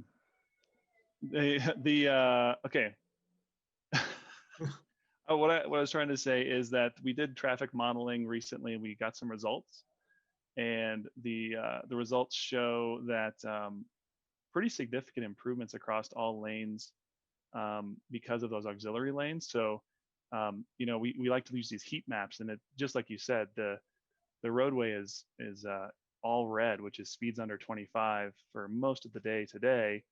And then, Addie, do not come in again. Thank you. And anyway, so the improvement is quite a bit. We're down to the point where we have yellow speeds and a lot of green and across all lanes, which is great. So. And we even see that on the Mountain Express lane. I was talking to Clear Creek County today, and just by diverting between 8.5% and 9% of traffic coming down from the ski areas, we're able to increase speeds in the general purpose lanes, from standstill to 60 to 70 miles an hour. And I think we see that on US 36 and I-25 as well. So what's the bottleneck on York? Because I mean, that drives me crazy when you're going in that direction and it's like there's nothing there, but as soon as you pass York, it opens up. Is it just the additional lanes, past York? You're exactly right. It's the bottleneck, and it's because York is a half interchange, so the ramps are only extending in the east direction, so you get a lot more volume east of that point. So that's why we're proposing those auxiliary lanes to continue to Vasquez. So all that volume coming in has a chance to merge, and exiters have time to get in that lane for exiting a lot sooner.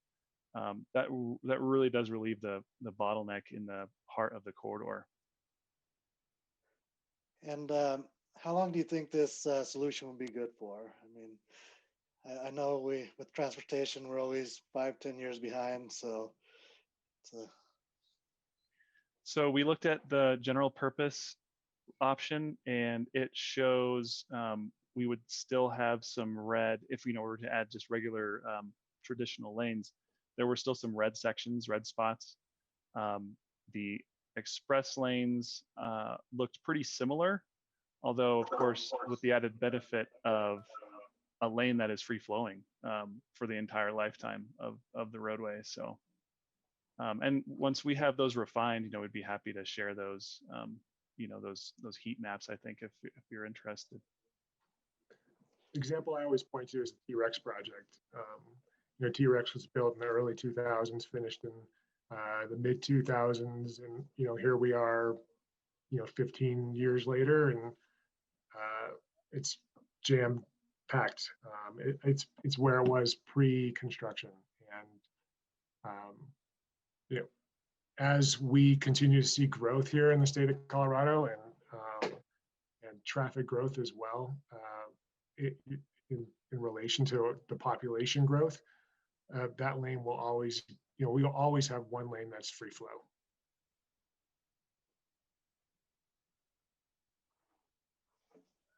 Thank you. Councilmember Hurst. Thank you. Yeah, I was happy to hear a couple of my points were discussed already, so I'll just be brief. But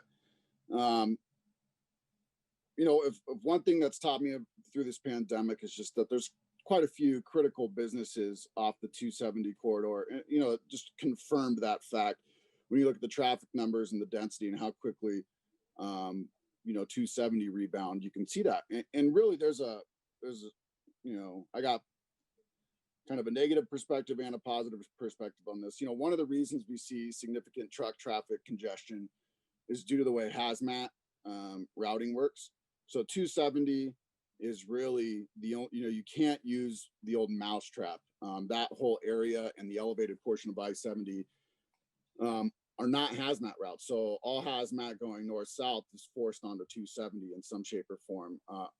And then onto 225 if it's traveling south. And so with the businesses and infrastructure that we have in Commerce City, we're always going to have a significant hazmat traffic.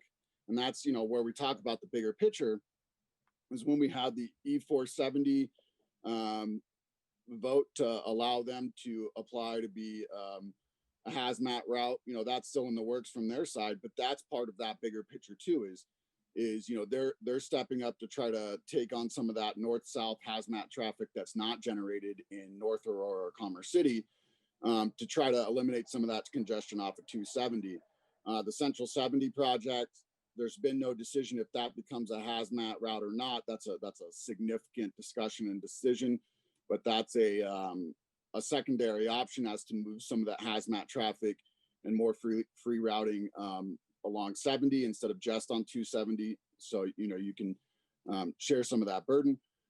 So yeah, I just think, in terms of the way that the network's set up, we have some disadvantages that we're working against from the beginning. And we just have to keep those in mind and kind of work at those solutions kind of holistically, and take that high level view. I guess the positive side though, is all the modeling shows improvements, and similar to what we're just seeing. And modeling is modeling. There's a lot that goes into the input that has to be right for good modeling to happen. But I'm pretty confident just from working at CDOT for 4 years, that the modeling is pretty good. And there's ancillary benefits to just improve travel time. Obviously, if we can keep trucks traveling at a reasonable rate, that's a benefit to our economy. But it's also, they're significantly polluting less when they're at speed than when they're stop and go. And so if you can keep consistent traffic, we have less GHGs, less VOCs right there next to our community. And you can see multiple ancillary benefits that come from keeping 270 flowing at a better pace. There's still going to be, congestion times. It's kind of because it's such a benefit, kind of such a shortcut. If it is flowing good, you're always going to have people wanting to utilize it because it is the best way to travel if you're going from 70 to 25 north or something like that. And so I think if at least the modeling shows significant improvements just to reducing the time of congestion, that would be a huge win as well. Again, we're working within some pretty stringent parameters like we are on the Vasquez interchange or the Vasquez side. So, I think there's going to be, continued challenges because of that kind of hazmat infrastructure and the businesses that we have in Commerce City. So we just have to be, open-minded on how we're going to work around some of those challenges or work within those challenges while also taking a more holistic approach on how to move some of that traffic off 270 onto other major corridors that can support that.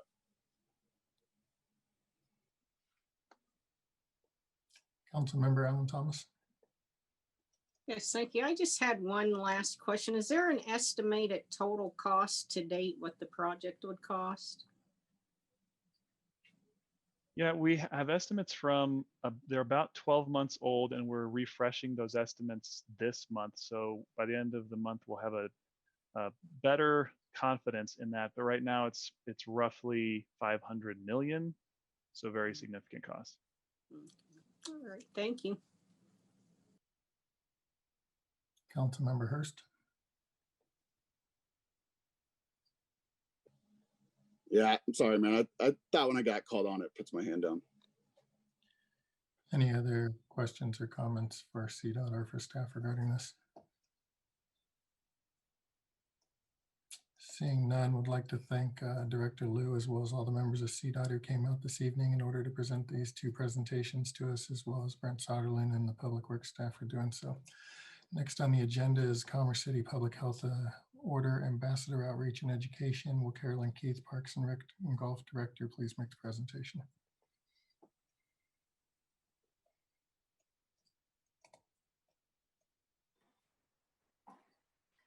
Dylan, if you can bring up the presentation, please.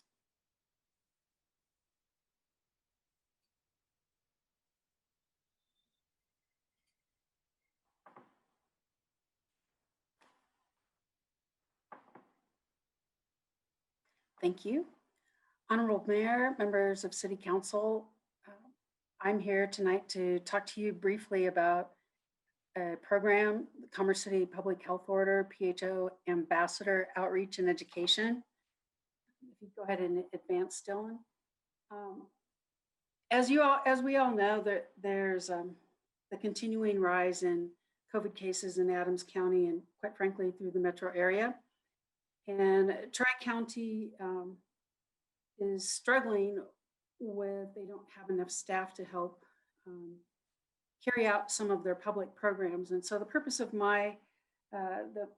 the Ambassador Outreach and Education, it would be to assist with helping to provide education that would help hopefully improve the rates of compliance with, I'm going to say, current public health orders. As we all know, those health orders change. They change frequently. They can change on the dime, and we're all expected to respond very quickly. The objective of the Public Health Order Ambassador would be to work closely with Tri-County Health and Adams County to help with some of, in our case, it would be the education and outreach as appropriate. You can go ahead and advance, Dylan, please. Tri-County currently operates a compliance task force of which Roger, I believe, participates. And given the high volume of complaints and their limited staff resources, most of their complaints are handled over the phone. And the staff's unable to respond to all the complainants. The one thing that I've learned since we put this presentation together, Adams County code enforcement and animal control actually handle the observation and inspection component for all of Adams County, which includes Commerce City. So Commerce City's staff would not be involved in any observation or inspection. As I mentioned, that's currently done through the county. There was, at first we were contemplating the possibility of getting, trying to provide some assistance to Tri-County Health, but that is covered by the county at this point. So what Commerce City would be looking at is assisting Tri-County with education outreach, and we would not be doing monitoring of public health. What we would do, if you can advance this slide to the next slide, Dylan, the county would provide that observation and inspection, and they do report back to Tri-County because ultimately, regardless of who's doing observation and inspection, or if Commerce City staff is dispersing information on the current public health order, giving them material that businesses, HOAs, whomever we can provide outreach to, really with, this is a temporary because it would be funded with our CARES Act funding. So it would be very quick, but the whole effort is about getting information out into our community. If you can go ahead, Dylan. As I mentioned, we'd try to be doing outreach to businesses, organizations, and HOAs. We would work very closely with Tri-County Health. We would not be doing the observations, visits. If you can go ahead and move forward, Dylan.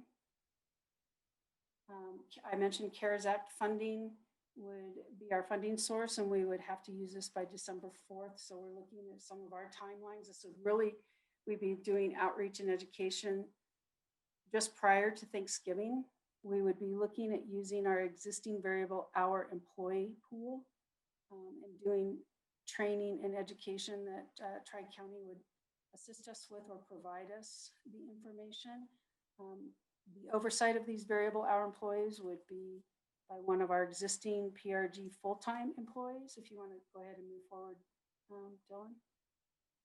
I guess the purpose of tonight was really to see if City Council would support the idea of Commerce City working with Tri-County to provide these ambassadors that could provide some additional outreach and education in our community.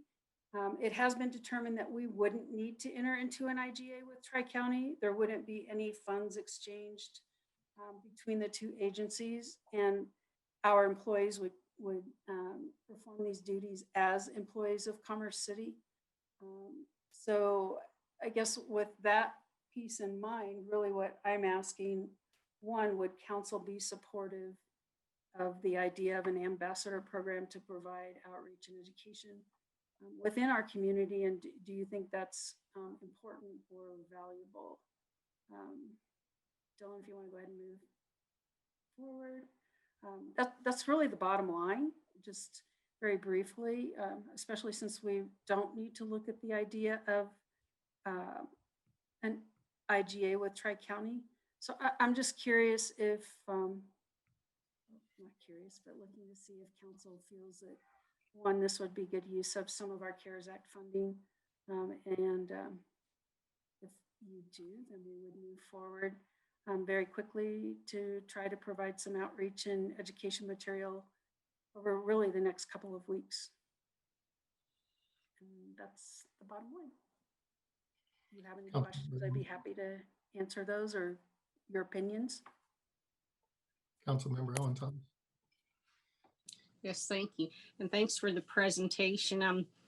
I would be in support of it, but I just have a few questions. Do we know yet, since like the core of the city, how would we reach out to residents in the core of the city since we don't have HOAs? Has that been thought about yet? Yeah, Councilwoman, we would be looking at local businesses, probably, our local businesses. We have a lot of folks that congregate in our parks. I think there's a lot of different ways we can share information with local churches. There's a lot of local organizations throughout the entire community, in addition to HOAs.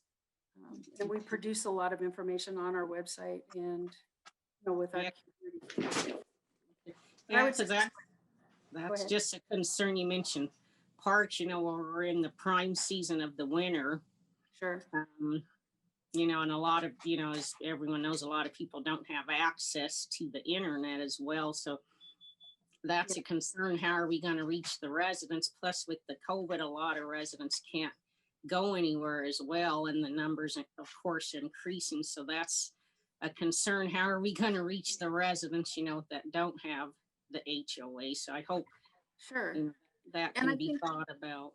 Absolutely. And I think that's, our printed material that does go to every household, like the community connected.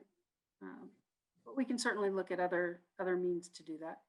But I think local churches, businesses, there's a lot of different places.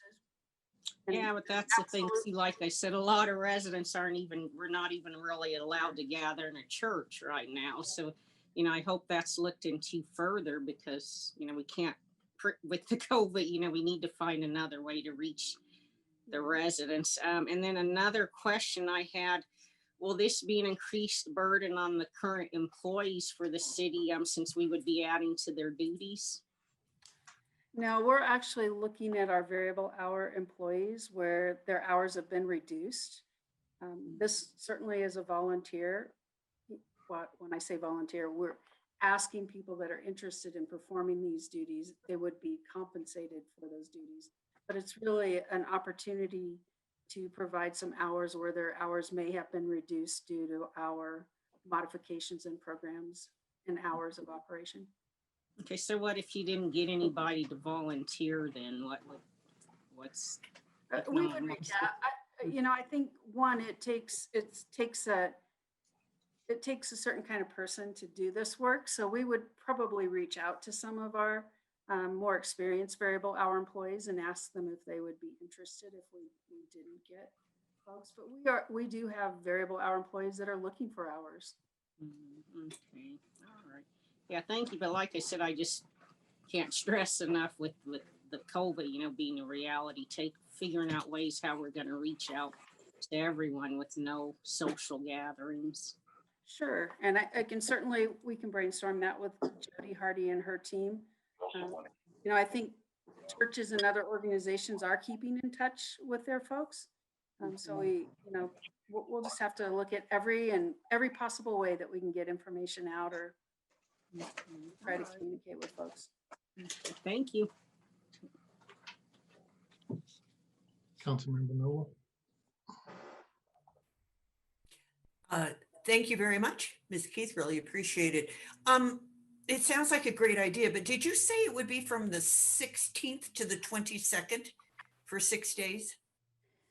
Well, we're hoping we thought we were going to have to wait for council to take action on an IGA, so we may be able to start a little bit sooner. We were looking at the 22nd because of the way our payroll is processed, to have the funds expended prior to December 4th.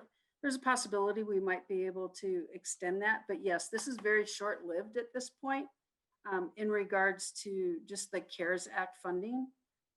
Certainly, if we were to find some success in what or how this program might work, we could certainly come back to council at a later date and request funding or look at it from that perspective.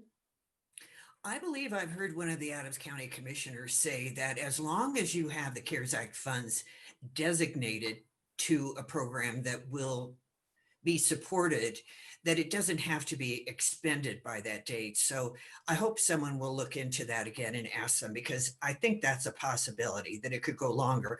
The other thing I would suggest is that they carry masks with them.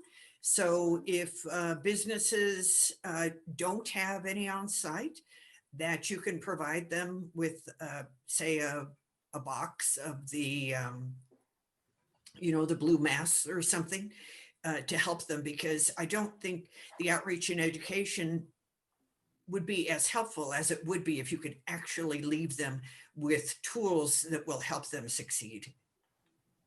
And that would be the part of the intent, Councilwoman Noble. So I appreciate you bringing that up. Thank you. Mayor Pro Tem Frank. I actually think this is a great idea. I like the idea of maybe also being able to talk to them about talking to businesses or whatever about additional funding possibilities. I think this could be a good opportunity for Commerce City to get some positive exposure, considering that our cases are so high. I also am definitely glad that we would be recruiting from the VHE employees whose hours have been cut. I think that's really important. So I just want to say I would definitely be in support of this. Councilmember Guardiola. Yeah, definitely echo what Mayor Pro Tim Frank said. I think thanks for thinking outside the box, especially for those VHE employees that have lost some hours. I think this will get them hopefully a little bit of extra money. So I would definitely support this. Councilmember Madera. Yeah, I just wanted to voice my support as well for this. I think it's a great idea, and I'd definitely be in support. Thank you. Councilmember Guardiola. Sorry, I didn't turn lower my hand. Councilmember Hurst. Yeah, I support this. I think, why not try something new? We need to, educate people on what's happening. That's the only way out of this thing. So not opposed to it at all.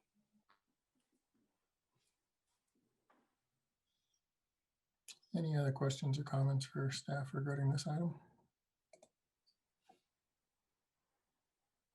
Councilmember Hurst. I'm sorry, I should have just added this. So just want to make sure I understood. We're not putting them into a situation where people are obviously people react differently, but this is purely an educational position that we're coming in on, and we're not coming in with our whistle, being, confrontational about anything, correct? I just want to make sure we have kind of the same vision of what the interactions are supposed to be when they're doing this. Obviously, if they can hand out literature, bilingual literature, makes a lot of sense, and have one-on-one conversations that are, factual, that would be fantastic. But I just want to make sure that that's the understanding that we all have going into this. Absolutely, Councilman Hurst. It is to disseminate material that Tri-County Health provides for us.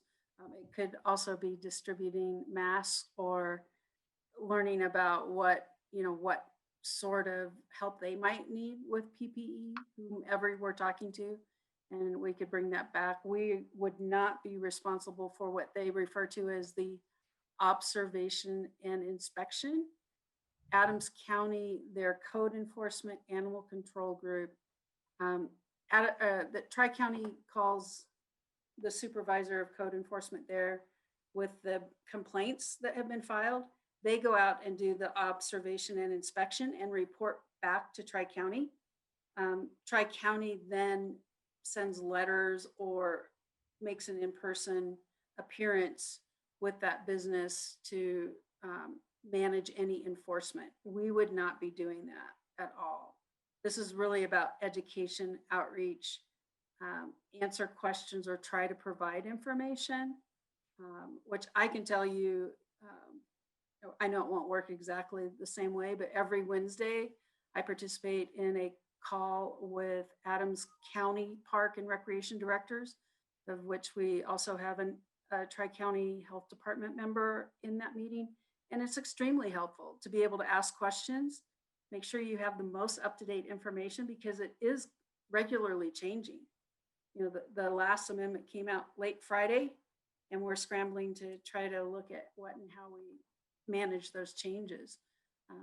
So our intent is solely to provide outreach and education.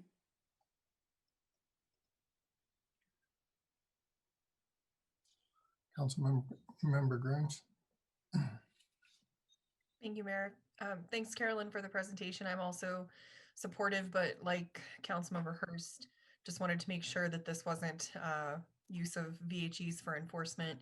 And also just curious if once people volunteer to take on this role, if there will be any kind of training in terms of conflict management or de-escalation of maybe intense conversations, because this is a hot button topic and lots of people have different opinions, and just want to make sure we're not putting them in a position to be, you know, in an argument with business owners.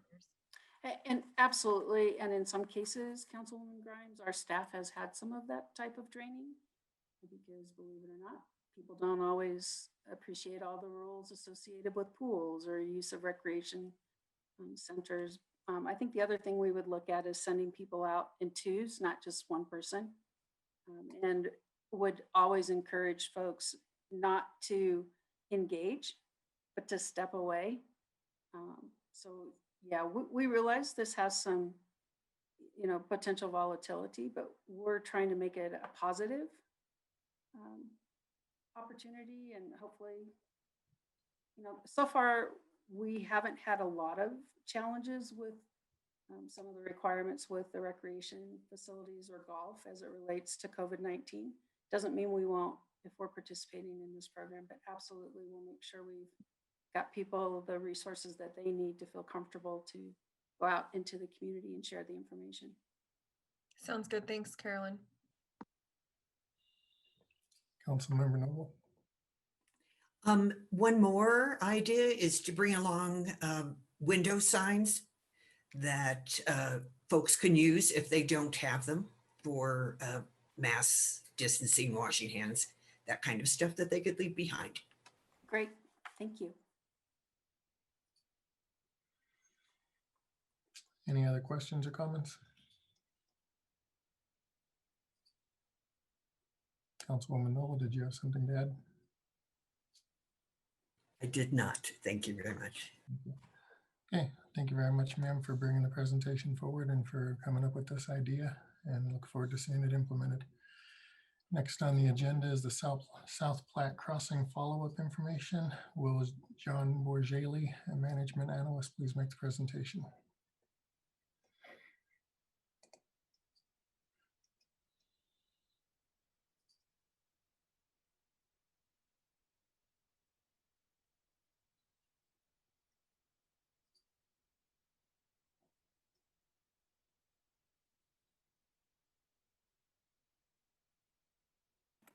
I've moved John over, but it looks like it's taken him a bit to get in. So please bear with us while we load him back in.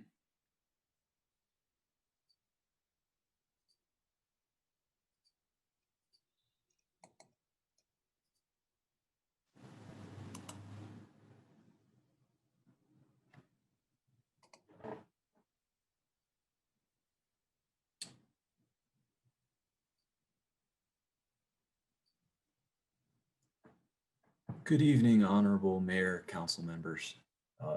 Here tonight with some follow-up information from our discussion 2 weeks ago about the South Platte Crossing building purchase, that 5th floor unit in the condo. Next slide, please, Dylan.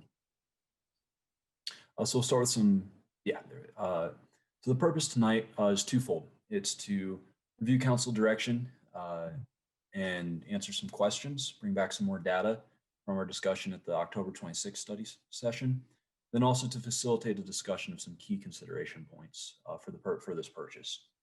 So some of those questions from that October study session were to seek a 30-day extension to the deadlines, provide context for these capital costs presented out from the FCA, to draft a potential business model or what potential lease arrangements would look like once this unit is purchased, assuming this goes forward, and to also discuss more broadly the future of physical office space in a growing remote environment. And then finally, tonight also asking for direction moving forward from council on this. Next slide, please, Dylan. So quick summary of information I'm coming back to you with. We have amended the PSA to extend deadlines out 30 days, which means the objection deadline is now December 9th, and a potential closing date would be December 24th. Anticipating potential further discussion and questions from council, we are also working to negotiate an additional 30-day extension that would push the deadlines out to January 8th and 23rd, respectively. And I will provide an update when we have more information about how those negotiations are proceeding with our outside counsel. The estimated total 10-year cost, including purchase, capital improvements, and potential remodel, operation and maintenance, and condominium assessment fees, or essentially the dues for the COA, would be about $5 million. And then we also have a couple of big consideration points when discussing whether or not council wishes to proceed with this purchase, such as the business model or purpose use of this building, as well as more broadly the future of having physical office space. Next slide, please, Dylan.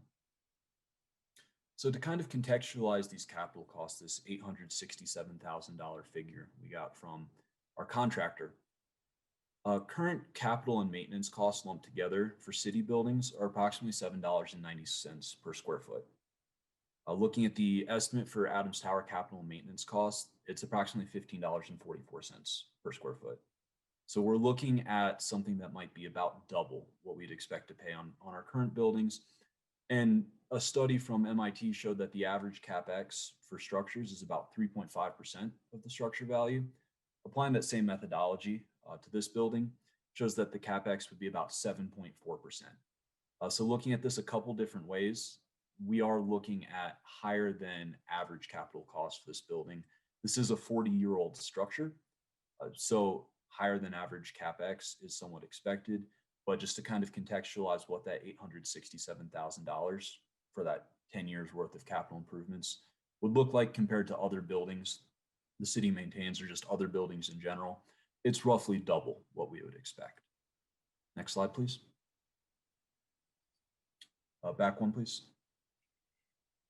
So other costs. There is a typo on this slide. I am very sorry. It should be pretty obvious. Condo assessment fee is $85,200 a year, not a month. It's $7,100 a month. I changed one and forgot to change the other. That covers common area maintenance as well as taxes and insurance on the unit. So $85,200 a year, as well as operations and maintenance specific to our unit. Any maintenance that we would do, basic facilities work for specifically our unit, we'd be looking about $80,000 a year. That's based on facilities estimate of about $8 a square foot, which is what they figure for most city buildings. Additionally, if we were, since the space is bare right now, it's not furnished, if we were to look into a commercial remodel of the space, that'd be approximately $1.25 to $1.4 million, again, prepared by our facilities team, based on estimate of about $125 to $140 per square foot. That does not include items included in the capital costs. So that FCA we had prepared for the 10-year items, that did include recarpeting, new acoustic tiles for the ceiling, as well as drywall work. And so I backed those costs out of this estimate. Next slide, please. So looking at this kind of holistically, the costs over 10 years, purchase price, $1 million. The capital costs we discussed previously, $867,000. Over 10 years, the assessment fee would be $852,000, and we would spend about $800,000 on operations and maintenance. This is based on that annual number brought out to 10 years. The remodel would be an additional about $1.4 million. So grand total over 10 years for this building, we'd be looking at just under $5 million all in costs. Next slide, please. So that's kind of an overview of some of the questions that you had asked last time. I'm just trying to bring back a little bit more data for you. So now moving forward, next slide, please. So if we're talking about leasing this space out to nonprofits, which is from what I heard at the previous study session, what council is currently considering using the space for. This isn't something staff requires direction on tonight. This would be something when we go through with this purchase and then are actually looking to let the space out, something we would decide then. But as a framework to kind of guide how you think about this space and its intended use, kind of a useful framework to facilitate that discussion among yourselves. So option A would be looking at this as a community investment. So leasing the space out for either no rent or a very nominal fee to nonprofits. And this is really envisioning it that the city will take on the $5 million cost in order to provide a benefit to the community. Option B would be kind of looking at this at the other end of the spectrum, viewing this building as a potential revenue stream for the city.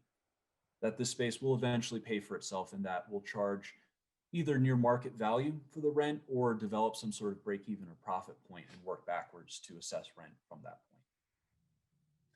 Then option C would be a hybrid model, somewhere between the two on that continuum.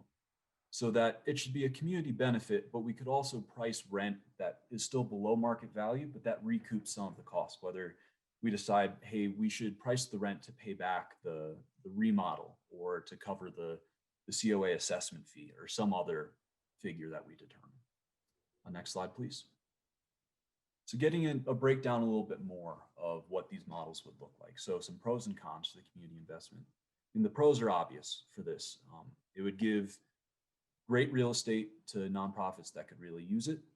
And it also shows that the city is really committed to providing for its community. The cons, obviously, not getting much of the money back. This would be a $5 million investment over 10 years, and that's a major expense. Next slide, please. Looking at from the opposite end of the spectrum, though, and there's a little bit more detail provided for each of these as well in the council communication that accompanies this presentation. So option B, we'd still be providing space to nonprofits, and it could turn the building into a potential revenue source, or at least not as much of a liability.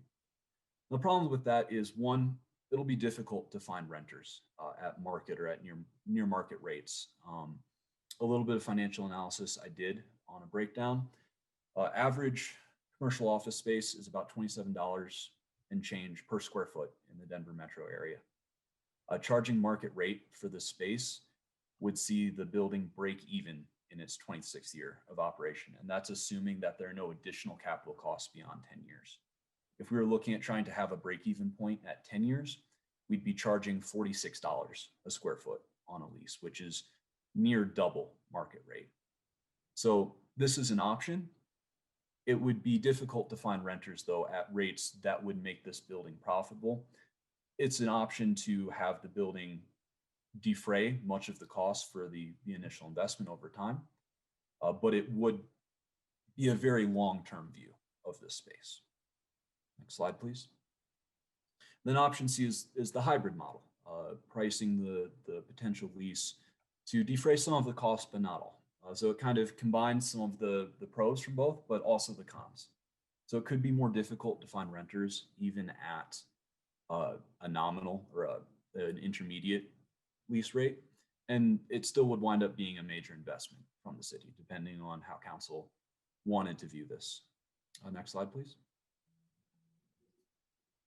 And then also moving a little bit into the future of physical spaces. So currently, during the pandemic, many organizations are shifting to telework and don't need offices. Personally, I have been working from home for now almost 8 months. Been into the office about 2 or 3 times in those 8 months. And a result of that is currently there's a higher than average commercial vacancy throughout the whole metro area. Commercial office vacancy rates are up. People aren't filling those spaces as much as they used to. Unfortunately, there's no definitive answer on what the long-term future of physical spaces are.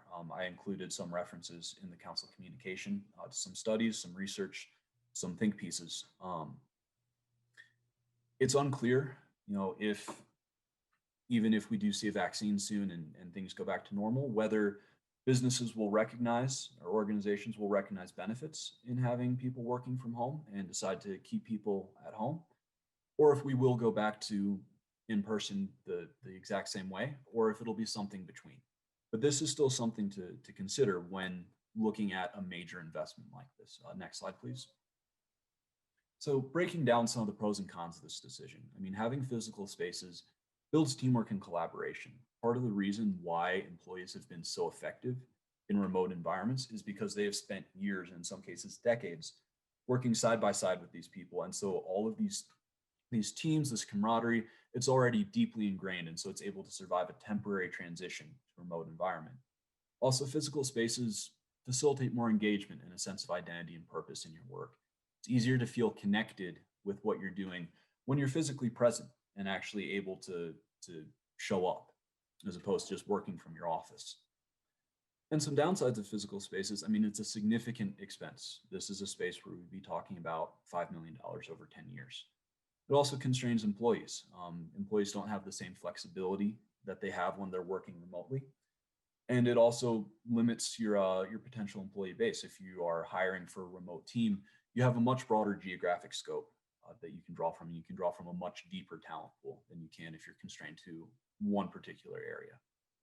Again, I don't have an answer, and from the research I did, no one does really have an answer about what we would say for the long-term view of this. In the short term, I would say it will be hard to fill this space if we take possession in December and are looking to let the space out.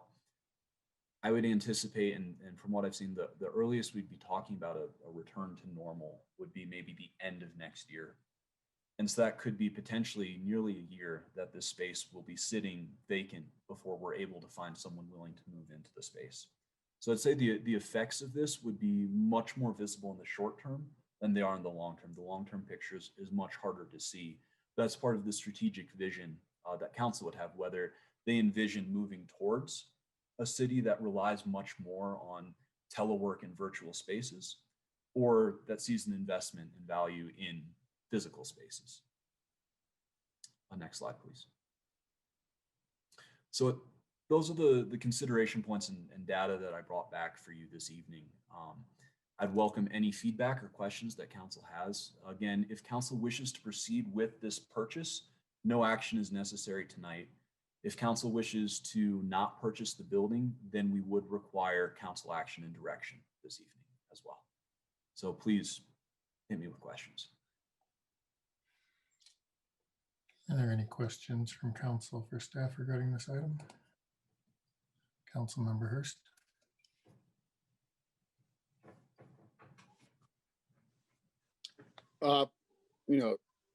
After my discussion or my questions, I'd really love to hear the mayor's consideration on this, being that what his profession is, his experience. I know he didn't do the inspection, but just seeing what we got back, what his recommendation would be from his professional opinion.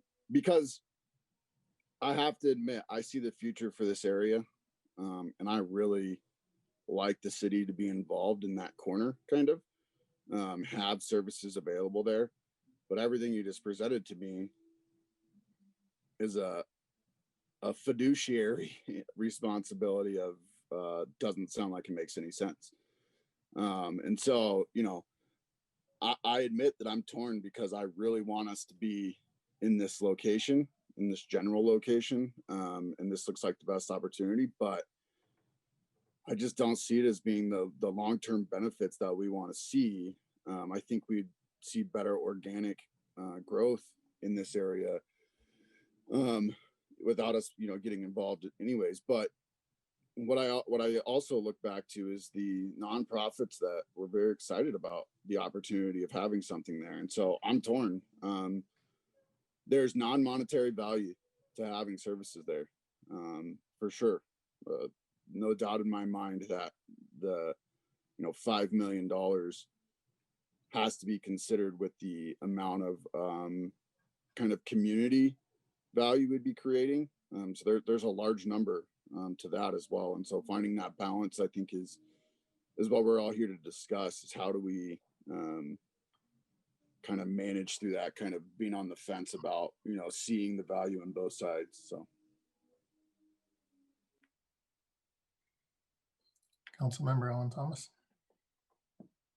Yes, thank you. I have some concerns, like especially with option B.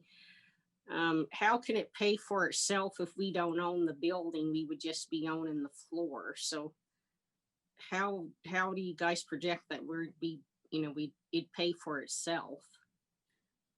Eventually, if council were to view this as more of a real estate investment, by leasing out that floor space, since you would be owners of that floor, you'd be able to lease out that floor space at a rate that someone would agree to. In theory, the building could pay for itself. My preliminary financial analysis of the space shows that that would be a very long-term investment, and that reaching that break-even point would take about 26 years, assuming that after 10 years, we don't have additional capital costs that would push out that break-even point even further. Okay. And I remember I previously asked them if we rent to nonprofits, we can't charge them, or can we charge them a small amount? We could. That would be something that we would determine when actually engaging in negotiations for the lease, but the city would be able to charge them if they saw fit. Okay, so go ahead, I'm sorry. Oh, no, sorry, go ahead. Well, I was just curious, is it possible, since we're helping out nonprofits, would we qualify for grants to overcome the expenses? That is a very good question. That's not something that I've considered. I can look into that though for you. Okay, all right. And then another concern, so staff would get to pick and choose who gets to go on the floor, right? Or would it be like a lottery pick? Because my concern is, how could the mayor and city council know that the process was done fairly? Because eventually, that's going to come back on the mayor and city council. So how would staff determine that, who gets to go on the floor? I'm not entirely certain how that process would work, how we would entertain potential lessees for that space. If anyone else on staff has any thoughts as to how that would work and wants to, perhaps our city attorney has thoughts on that and would wish to chime in. Yes, I'd be happy to weigh in. I think Council Member Alan Thomas, that decision as to who could get it would be something that would come once the city's purchased the building. It's a down the road question, and council would certainly be able to create that plan. It wouldn't be a staff selected thing. Council ultimately would have to approve a lease of city property to another entity, essentially. So council would have to weigh in on that. I also wanted to ask further to your prior question about profit and possibly the business prospects. John, do you have insight into the limitations under the HOA, the condo agreement rather, as to uses that we would be permitted? Is my understanding there may be some limits on commercial use of this property? I am not aware of that. I will check back in the declarations and see what those limits are. My understanding at this time, though, is that council's vision for the space is that it be used for nonprofit entities. Correct. Yeah. And my recollection is there were concerns about it being used for law enforcement, but there are other broader uses possible, but you may have to get approval from the condo association to something that is not nonprofit or service oriented. Thank you. And then one last question, John, did you say previously, so the city would be responsible for paying the HOA and the upkeep of the floor? Yes, the condo assessment fee pays for common spaces, so lobby, elevators, any system that's shared within the building.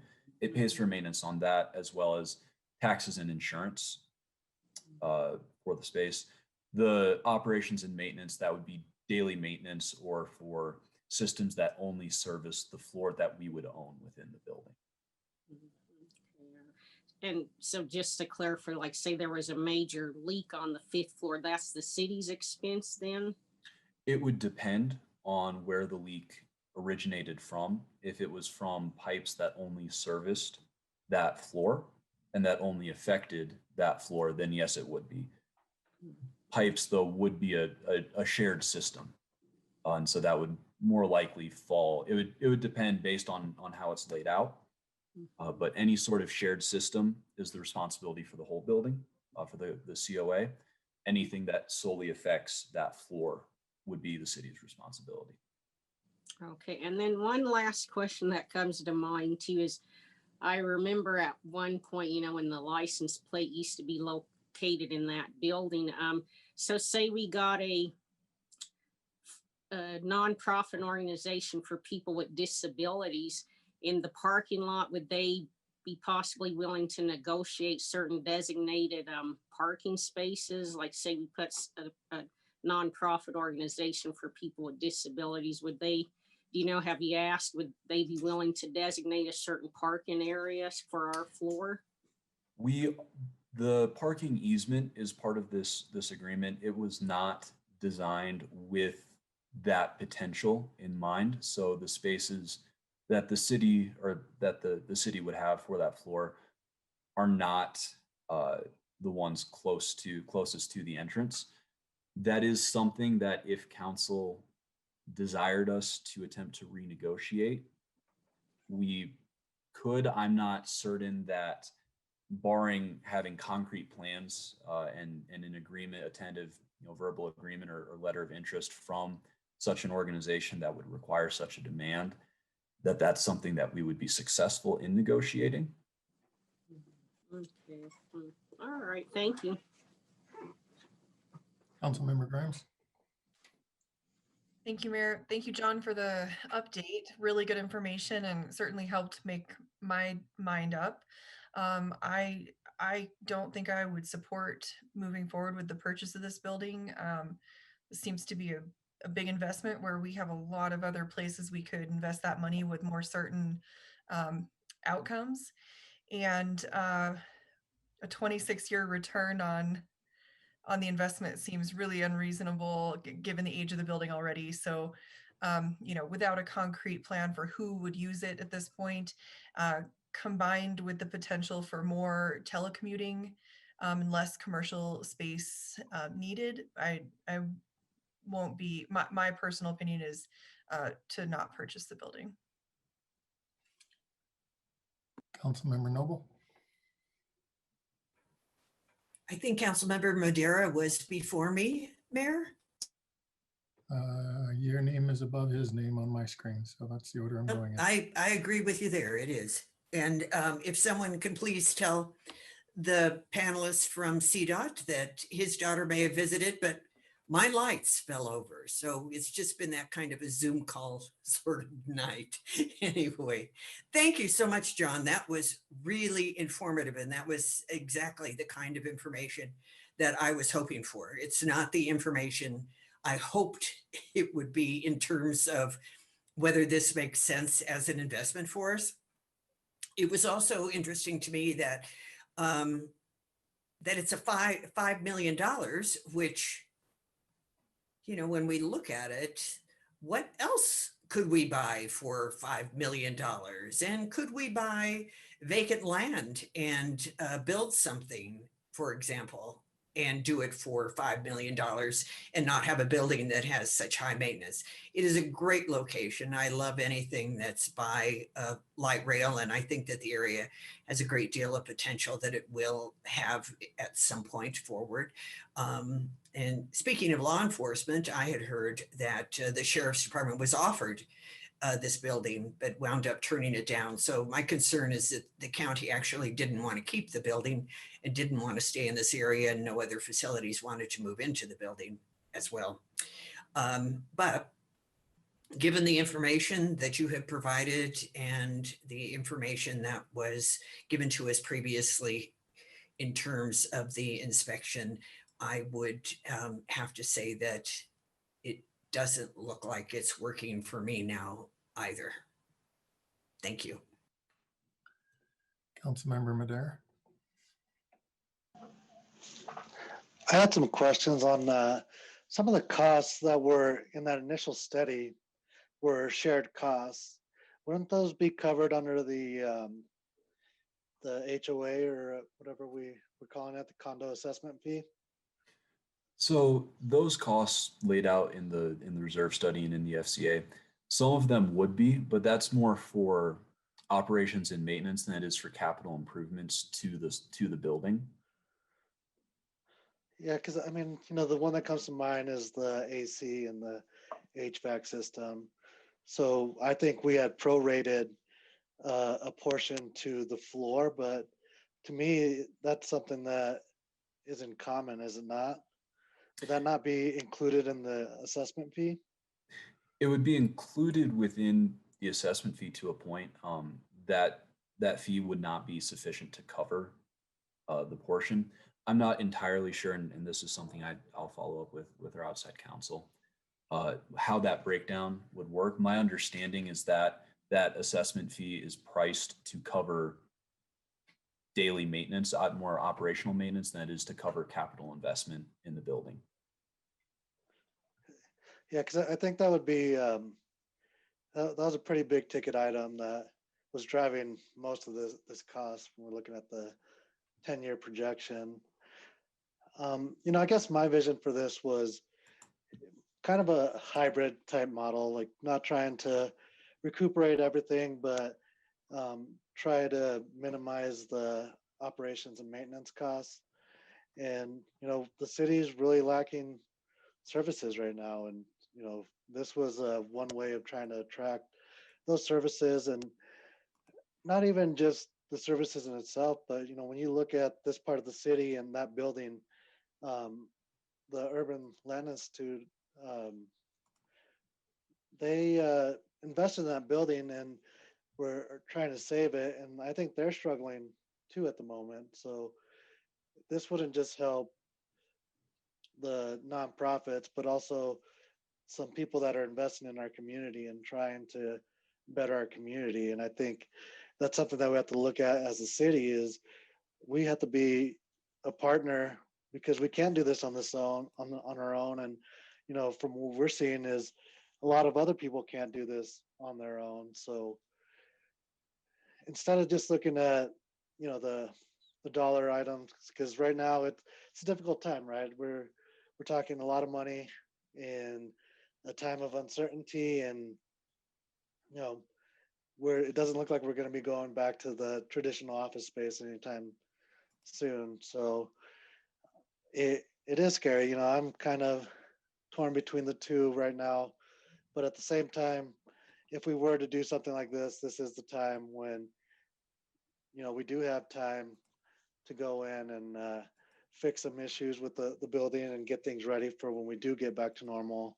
For me, I think the remodel is something that would be something that we'd be working with the tenants, right, for leasehold improvements and those types of things. I don't think that would fall completely on the city, because if you remodel the whole space before you get any tenants, well, what if that's not suitable to the tenants that are coming in? So I think that's something that we would have to do in partnership with whoever ends up taking the space. So I don't know if we would be on the hook for the whole remodel, but it definitely, it is a lot of money. I feel like we haven't reached out to the nonprofits. So I think part of the problem that we're seeing is that that gap, right? We're just looking at this as a building. We're not looking at it as the services that it provide, who could possibly be there, who's interested. We're strictly looking at this like if we were, buying a home and moving in ourselves, which that isn't the case, right? So I think that's the biggest struggle is, have we reached out to any of these nonprofits who has shown interest in this? And, because I've gotten emails myself, but, from the city standpoint, what's your take on it? At this time, I am not aware that staff is actively reaching out to nonprofits in regards to the space. I'm not aware of that. Mr. Tinklenberg, I see you've unmuted and turned your camera on and might have different information. No, I agree. There hasn't been outreach that I'm aware of as well. So that would be a next step if council, wants to move forward. So, in answer to Councilwoman Ellen Thomas's questions as well, we have not discussed any of that process or procedure, pardon me, in terms of, how a selection process would work or anything of that nature. The first question is, does council want to purchase the building? So I have opinions on that, but I don't know that this is the appropriate time. It's really council's question at this point. Yeah, because it seems like we had done so much work a year or two ago in terms of making those connections and networking with the nonprofits that were interested in moving into the city and providing service, and trying to remove some of those obstacles and some of those barriers. But it kind of feels like we've completely dropped that by the wayside, and now we're just looking at the building itself and looking at the brick and mortar, and not any of what's going to go inside of that.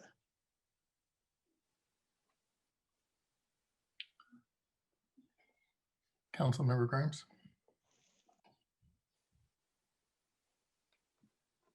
Apologies, just left my hand up.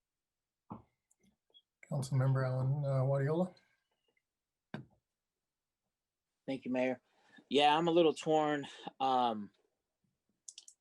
because I get what Council Member Madera was saying, but I think also, a lot of nonprofits are struggling themselves. And for us to expect them to say, hey, we have this space, we need you to cooperate this, or even ask for a fee, sometimes they can't afford that. I mean, there's some that can, so then we're really looking to the ones that can. And we're leaving out a lot of small nonprofits, especially in Carmen City, that serve our communities. So, I mean, it's hard. It's hard because this is needed in our city. But I just don't think it's there right now. It would be hard to support something like that, because then, I mean, we're looking at the cost. It's $80,000 a year, right? So not only are we looking at the $5 million, but we're also having this agreement for future councils, future city staff of $80,000 every year. And working with a lot of nonprofits in my time, a lot of them won't be able to pay that rent, to provide the services they do. That's how they keep their costs very low. For grants, I know nonprofits could apply for grants, but if money's tight, I mean, the grants go away. So for just the purchase, I just couldn't support it right now, to purchase it. I definitely want to see more. I mean, we have everything here. It's hard. It's hard because that's going to be a prime location that our city could really utilize in the future, especially with the RTD, the light rail, whatever's going to happen to ALSUP. I got a call today about ALSUP, what's going to happen with ALSUP in that space, right? And eventually Adams City Middle School is going to go up when they get another middle school. So that area, if we could hold on to something like that, but for that price tag, I just struggle with that price tag, to be honest with you. So I don't know. Got to think about it a little bit more. Councilmember Alan Thomas. Yes, thank you. I just wanted to, state that I think we should wait right now, due to the situation we're in. We can't really live in the theory of what possibly could happen, because John, you expressed it could take maybe up to 26 years before we even see any type of profit, and for that expense, and then to purchase a floor, and then it's still just going to sit because we don't even know, when someone is going to be able to even vacate the floor. So, right now I couldn't support the purchase of it either. Any other comments? Councilmember Hurst. Yeah, I just coming back to, I'm still torn because we're supposed to spend tax revenue on supporting our community and make it a better place. And so I'm not necessarily worried about recovering our costs completely in this situation, because that's kind of the goal and intent, right? But on the other side of that, we have to operate and maintain our budget. And to the extent of, people, so assets aren't only money in this situation. From the city's point of view, it's $80,000 a year plus, a couple employees that are spending, a portion of their year on this, so on and so forth. But, Councilmember Gordiola and I hear, through a cultural council, there needs to be more opportunity for local artists and small nonprofits to operate. We heard some great, opportunities with the kids dentistry nonprofit and a couple of the others that just sound like, yeah, that's a great thing for us to support as a city and as a service to continue to build and provide, or help build and provide in our city. So, the fiduciary responsibility side, like Councilmember Madera was saying, this isn't our house. We're not buying this as our house, but I still feel a fiduciary responsibility. So that's why I'm on the fence. I'm leaning towards saying no, but at the same time, how can we carry this idea of we have identified a significant need and a significant will towards addressing those needs. And so what can we do?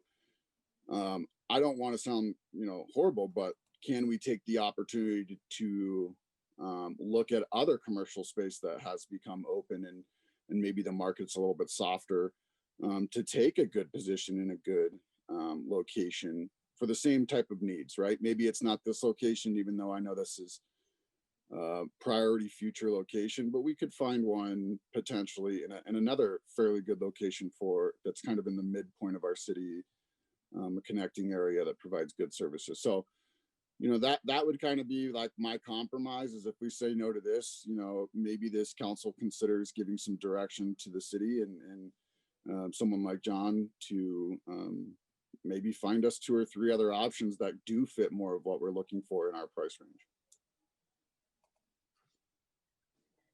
Thank you. I see most everybody has raised their hand for a second and third round of speaking. Councilmember Smith, you haven't spoke yet. John, have you looked to see if there's other places available, or are you just kind of focusing on this one spot right now? For now, just focusing on this. I was assigned to this to kind of shepherd this project through, as opposed to a larger role as facilitating space for nonprofits. But that is something that we could, given council direction, begin looking into. I like this location. It's close to the light rail. Like, we have these services that are lacking in our city, and I think we need to get them going. And I don't know, this area is going to be up and coming pretty soon. And I think if we wait till later, that $5 million is going to seem like nothing. Like in 10 years, it's going to, or like in 3 years, or however long it's going to be, much more. So I think if we jump now, like, I don't want Commerce City to get left behind again. So I think we should probably move forward with it. Thank you. Councilmember Noble and Grimes, I see you want to speak again. I'm going to chime in first before you guys go. When we just started this process, I never imagined that this was going to be done for the purpose of making money. The intention was always about having a human services component that can facilitate operating out of this facility. And, the costs that are associated with it, yeah, it's an older building, there's going to be costs. Are they that extravagant? Probably not. Are they so extravagant that I wouldn't consider moving forward? Absolutely not. This facility is in much better condition than the Hannen building that we did walk away from, but it's still, it's going to have costs that are associated with it. Nonprofit organizations are a force multiplier. You know, we put a little bit of money into a nonprofit, mostly through the Quality Community Foundation, and they have significantly more employees and significantly greater reach than we could do individually as a city. So I have no problem with putting forth an investment to allow nonprofits who are struggling to get started, who allow nonprofits who are struggling to be able to find that office space, to be able to work through that in order to get a facility that they can work out of. I have no problem in the city providing that. And I think that that's being good government to allow nonprofit organizations like that to be able to flourish and to be able to get their feet started until they can get to the point. I know that Kids in Need of Dentistry, as well as Kids First, has a desire to move into that building as well. They would like to be in there and be close to everything that's going on.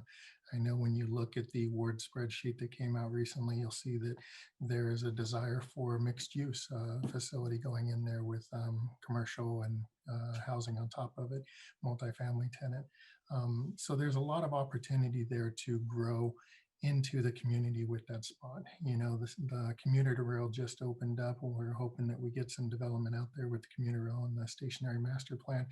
It's just a great location to have the ability to use for nonprofits, as well as maybe that's where our housing authority moves over to. Maybe that's where some of the more core functions that are related to personnel services move over to and away from the civic center. So number one, I don't have an issue with the cost.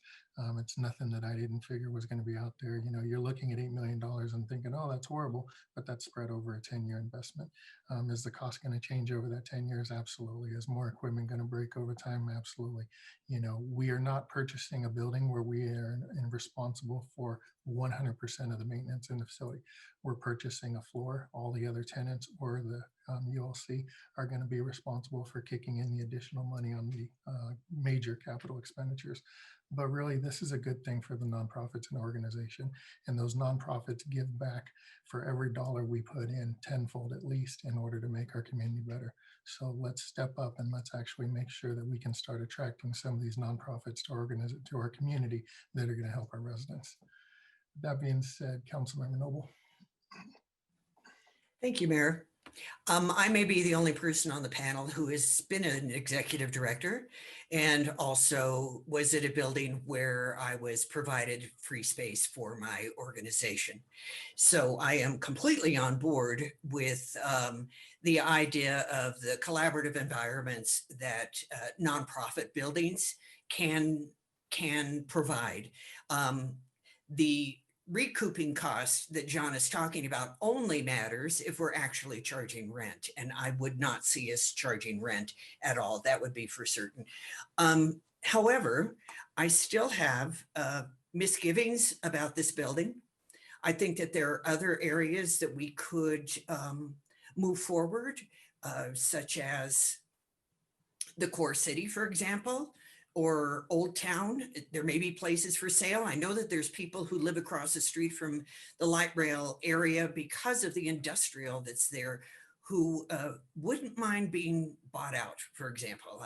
That is zoned residential. So that's a whole different issue. I'm not talking about, you know, condemning their homes or anything like that, but there may be other areas that are near the light rail that would be available to us as well. I know this is difficult for the nonprofit who bought the building, but they bought the building before COVID hit.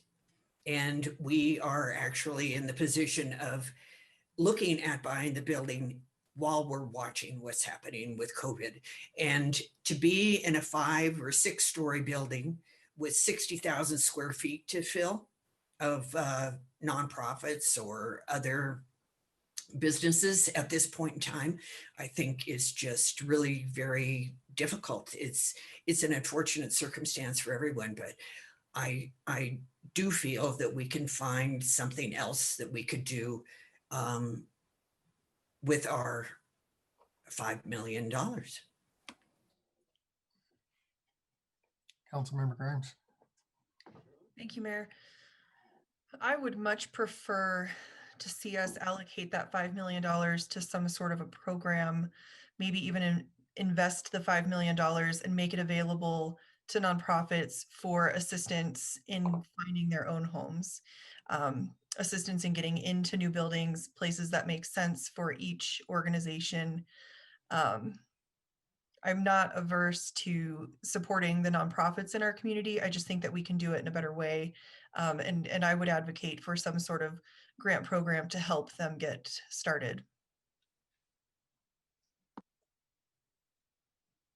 Councilmember Hurst. Yeah, I don't think that's a bad idea. I just think centralizing them was kind of the idea behind that, kind of putting them all together for that collaboration opportunity.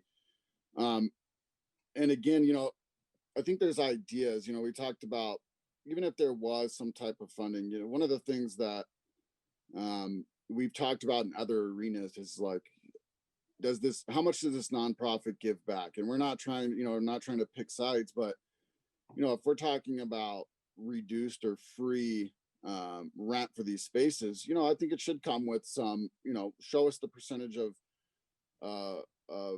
people that you've impacted, where they live in Commerce City. We have to make sure that these would be nonprofits that are here in Commerce City, working with Commerce City residents before we, hand out free rent. And so I think there's opportunities for us to discuss, programs in which this makes sense if we were to stay in this building. Again,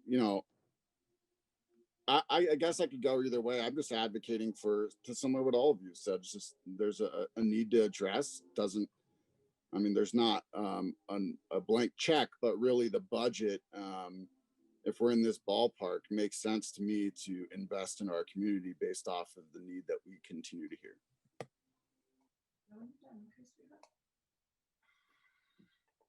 Councilmember Wadiola.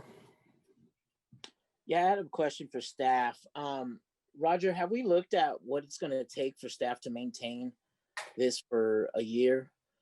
We know the rent, and like what other costs and labor would be associated with that 80,000?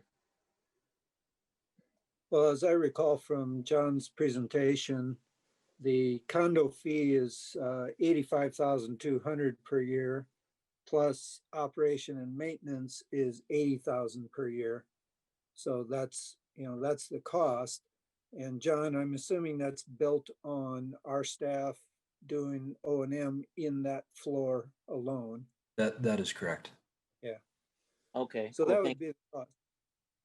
No, thank you. Appreciate that. And also, I think when this came up, the services that left that building were all county services, human services. There wasn't nonprofits. I think maybe, or I don't even think there was nonprofits. So it was all county. So I'm kind of with Councilwoman Grimes, and when we reached out to folks in our city, the number one thing was transportation to those county services, because they took them to on 120th and Pecos. And that's a huge barrier for a lot of our residents, because they don't have cars, or, the light rail doesn't go up that far. So I think nonprofits are great, but I also think, we're trying to fill a void of that service or services, but they were all county services. Thinking of outside the box, I know we talked about like a transportation taxi service that took, or even a bus service that took our residents that had those transportation barriers to get to those services to 120th and Pecos, a spot in Commerce City to go. That's kind of where it started back a couple years ago, about the void of those services. So with that, I think we could do a lot better getting a bus service from here to those services, because that's the void that our residents were asking, that they can't drive up to 120th. So I still find it hard. And I do agree with you, Mayor. Everything you said, I think with our organizations, they give back. We're never going to recoup that cost, because they're pay it forward in a different way. But I think, if anything, we could think creative. Those services were specific to that building. Our residents went there for a reason, and now those residents have to find a way to get to the other. I would even ask if we have talked to collaborating with Adams County about this, right? Because they moved them. So definitely on the fence. I think either way would be good, but I'm still just, it's hard. Thank you. Councilmember Hurst.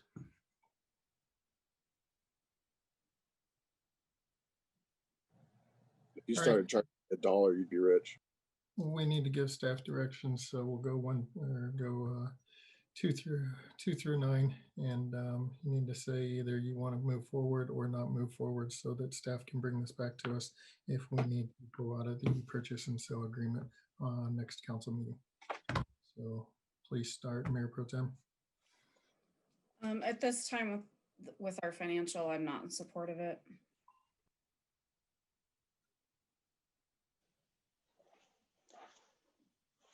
I want to move forward with it.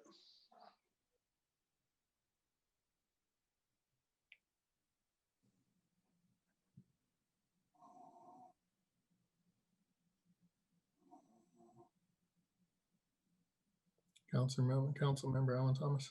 Oh, I'm sorry. No, I do not want to move forward.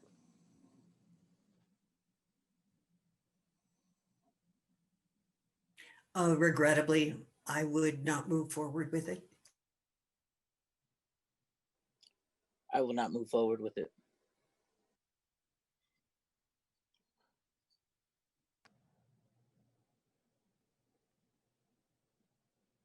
I say yes. No. Okay, that's enough people on the council that don't want to move forward with it. So staff, please do whatever you need to do for us to pull out of the purchase and sale agreement. Yes, sir. Mayor, that may come back for a formal vote at the meeting next week, but I'll talk with John about what needs to be done. Yep, that's what I anticipated, which is why I wanted to make sure you guys had clear direction. Next on the agenda is proposed litigation and settlement authority and contract authority ordinances. Will Mr. Sheasley, City Attorney, please make the presentation? Thank you, Mayor and council members. Good evening. It's late. You've had 4 presentations already. I do want to give the council the option of postponing these matters that have been pushed off for about 12 months at least now. If you don't want to continue tonight, these are, I think, fairly simple, but just want to check in and make sure everybody's okay with going. Does anybody on council want to push this to a study session at a future date? Looks like we are all yours, Mr. Sheasley. What excitement then.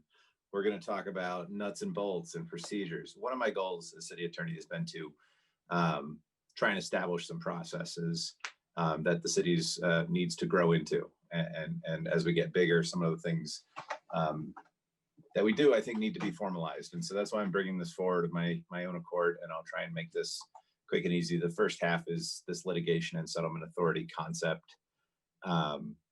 Over time in my 6 years here, I've identified some lack of clarity when the city is in litigation or has an opportunity to obtain a resolution of a potential claim, whether or not it has merit for an amount that would save taxpayer money. The actual concepts of approval of that and who gets to weigh in on litigation isn't entirely clear.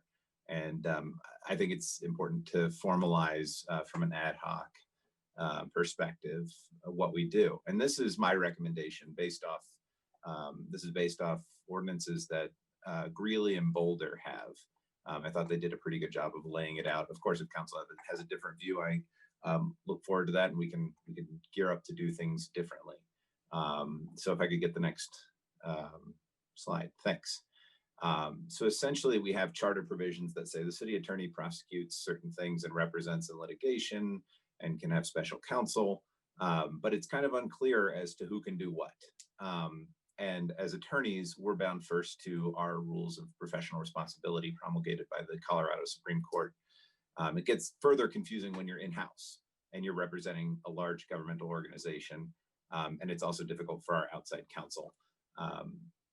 We come across this issue of who's the client oftentimes, and responsibilities are a big thing. And so I think this would go a long way to helping us know who we need to inform. Right now, we provide monthly updates to council on litigation and go to you with specific issues. But a lot of the times the nuts and bolts stay at a staff level.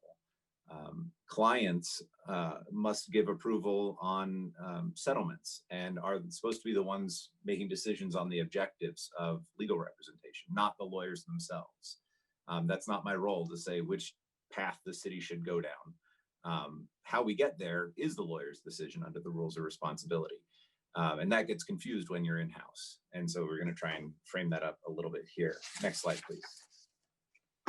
So the proposed ordinance is a few pages long. It's very dense, I know, but essentially it clarifies that in order to bring lawsuits, unless there's an exigent circumstance, council needs to authorize us to proceed with that, rather than just have us wonder, are we going to proceed with something? But if we are in litigation and we need to raise a defense or bring a claim against another party or bring in a third party, we could do that at a staff level to allow for some flexibility. Subject to budget, we clarify the authorization of retaining special counsel because we are not budgeted to do much litigation in-house currently. And then the intent of this ordinance is not to affect our prosecutorial obligations or seeking restitution in criminal cases or any of the administrative actions that we do, either with the state agencies or internally when we're doing administrative appeals. Next slide, please. I mentioned the client relationship earlier. The City of Commerce City is the client for purposes of the city attorneys that work for you and our outside counsel. But we have to work through constituent agents. And so the draft ordinance designates the city manager just to confirm the ethical purpose for informing, consenting to settlement within certain limits we'll talk about later, determining those objectives, going to mediation or arbitration and other certain matters. However, it doesn't mean we don't keep council informed or council couldn't weigh in or give direction. We don't want to make that unlimited. We just think practically having council weigh in on every aspect of litigation would end up with an executive session at every council meeting, which is something that we can do, and council could weigh in much more on litigation. Next slide, please. So the real meat of this concept is to try and mirror the current procurement policy in fiscal expenditures as far as who can approve when the city pays to settle a claim. All of this is, of course, subject to appropriation. We don't have, to my knowledge, any sort of settlement fund, and the city doesn't budget for these amounts. This is largely because we are insured and we're not a self-insured entity. So the concept that I put forth is that council would have to approve any settlement over $75,000. That is actually less than the procurement policy. Which would be $250,000.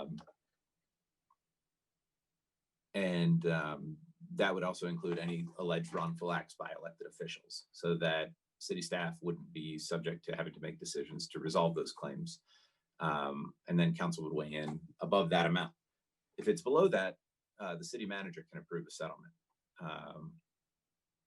Our current practice is if it's within the procurement authority of the city manager, we notify council of an action, but don't typically bring it up for approval unless there's something to discuss or an act that council has to take. Because we have a risk manager and there may be low level issues like, I don't even want to suggest it, but a minor fender bender, something like that, our insurance might take care of. We may resolve. We don't need to get to the city manager and get really detailed over it. And so we want to be able to delegate that down. And we also want to take out any amounts paid by that insurance. So if the city's contribution meets these amounts, excluding deductibles and what our third-party insurance may pay, this is what we'd be going to council for. Sometimes another entity or the council actually has to take an action. We may have a settlement where the city agrees to take some action that's only within the council's authority. We'd want to make sure that that is subject to your approval. But it explicitly prohibits somebody else or any other type of resolution, so that we don't have any, I'll just call it a rogue staff member trying to resolve a claim without consulting with the city attorney, or without people that have authority. And that has happened in the past. And there are issues with that, whether it be admissions of liability, or messing up a negotiation otherwise. It provides for city attorney review of releases and approval of form. These are some things we've run into in the past. And that's the meat of it. And I welcome any feedback now. This has been in the can for a little while, and we're happy to go back to the drawing board, or take any feedback.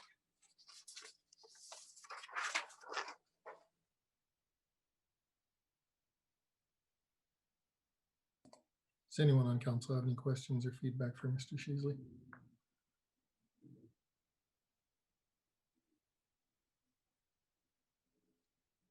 Councilmember Grimes.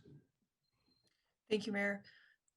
Thanks, Robert, for the presentation. I think this is a great idea, and it's just one more checks and balance on budgetary items or financial items, I guess. And so I mean, I don't know if you need direction, but I'd be supportive of this type of ordinance.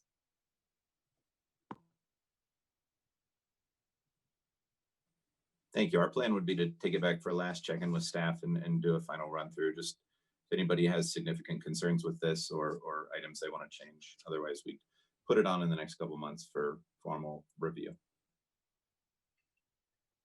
Councilmember Alan Thomas. Yes, thank you. And thank you, Robert, for tonight's presentation. And I would agree to support it with Councilwoman Grimes. So thank you.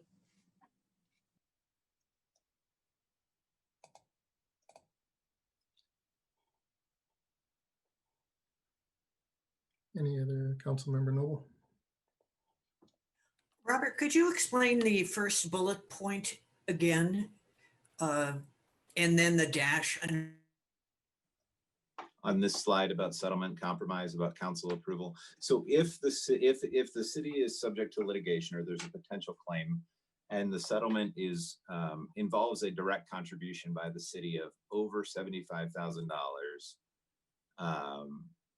made in, I believe, in payment there, excluding any amounts paid by the insurer. So say the insurer is paying $1 billion and the city's kicking in $74,000, we wouldn't take this to council. That won't ever happen, by the way, just so you know. That would then come to council for formal approval of that settlement. The sub bullet about alleged wrongful acts by elected officials means that if the claim that is being settled or compromised involves directly an alleged wrongful act by one of Commerce City's elected officials, that would come to council for approval. Council would have the authority to settle that. That's what I wanted to know. I did not hear that, and I just wanted to make sure that that was the case. Okay, thank you. I support it as well. Okay. Thank you. Any other comments or questions? Seeing none, to include no objections to it, then look forward to seeing this in the near future, Mr. Sheasley. Thanks. We'll be back right after this slide for the next fun one, which is even less interesting, which is contract authority ordinance. Can we get the next slide? We'll try and plow through this.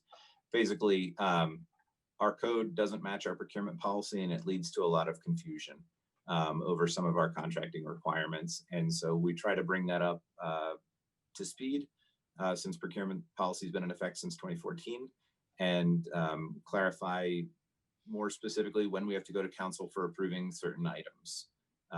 We know y'all want to see some things and don't need to see others, and to allow for some flexibility, we wanted to clarify some of these items. Next slide, please. There's a lot of confusion in the city about property interests. You see all the time people getting items on agendas for easements, granting easements to different entities, and sometimes leases or licenses. There's sometimes confusion over who can execute those. And so we clarify in this ordinance that council approval is required. This is consistent with the charter. Next slide, please. But the idea behind that, you can stay on this slide, but the idea is the city manager could have, we confirm that there would be authority at the staff level to grant some irrevocable licenses that may have a term that's longer than that's fairly long. So we do want to allow some flexibility. Next slide. Yeah, that's this one. Sorry. Again, this one is kind of confusing. Right now, IGAs come to you if they are outside of the city manager's authority, where there's up to $10,000, he can execute an IGA that has no significant policy considerations, or under $100,000 if they further a policy, work plan item, project, or agreement specifically approved by council. It's not always clear for people where that is. And then there are questions as to whether there is a $0 IGA if the city manager has authority there. So we've proposed to clarify that the city manager can execute in these terms if there's no direct monetary payment from the city and no significant policy consideration. The city manager can execute an IGA. We've raised the limits on the other two items to allow for some more flexibility at $25,000 and $250,000. Again, all of this is subject to appropriation, but we just felt that it would allow for flexibility in getting our programs up and running. Next slide, please. And then this is where we match the procurement policy, where lower, right now, I won't get into the nuts and bolts of it, but the contract authority to procure and select a vendor is different than the authority to sign a contract for that service or good. And so we've just increased the levels here over who has the authority to sign a contract to match that. And we've clarified this includes contracts where we are accepting funds, because sometimes there's confusion over authority there. And then we do have a requirement elsewhere to file contracts with the city clerk, and we repeat that here. Again, council's approval is not mentioned here, but that is in the procurement policy at $250,000 for awards, but not for contracts. The city manager still signs those, but council has to approve them. And then that is it. I told you it was less interesting. And I welcome any feedback there. Any questions or comments for Mr. Sheasley on the last presentation?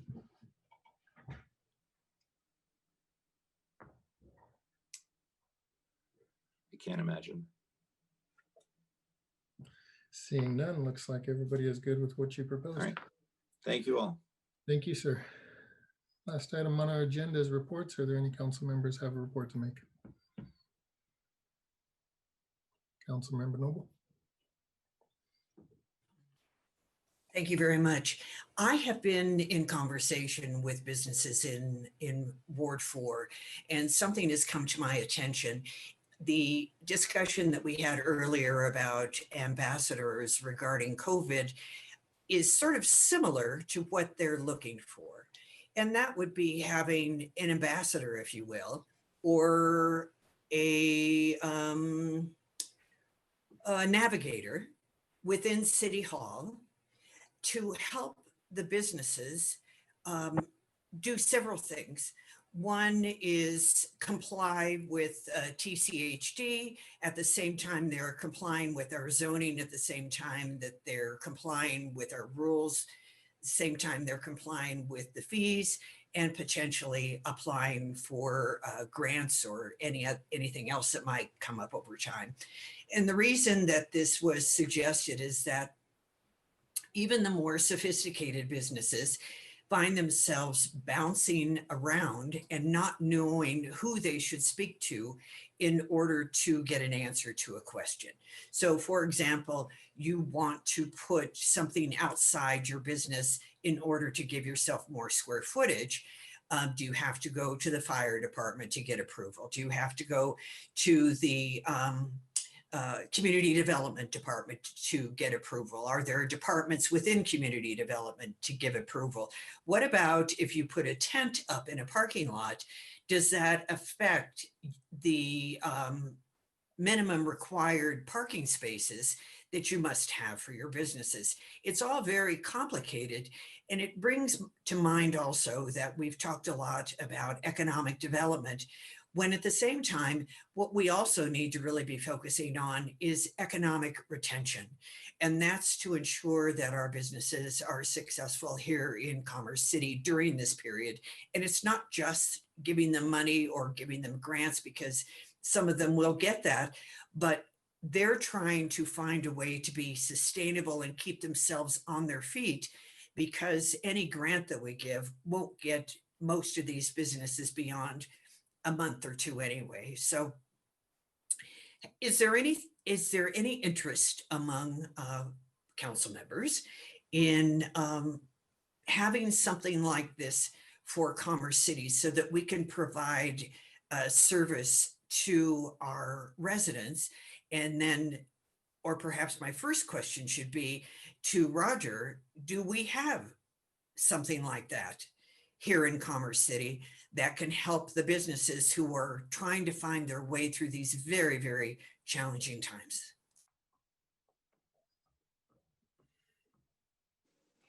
So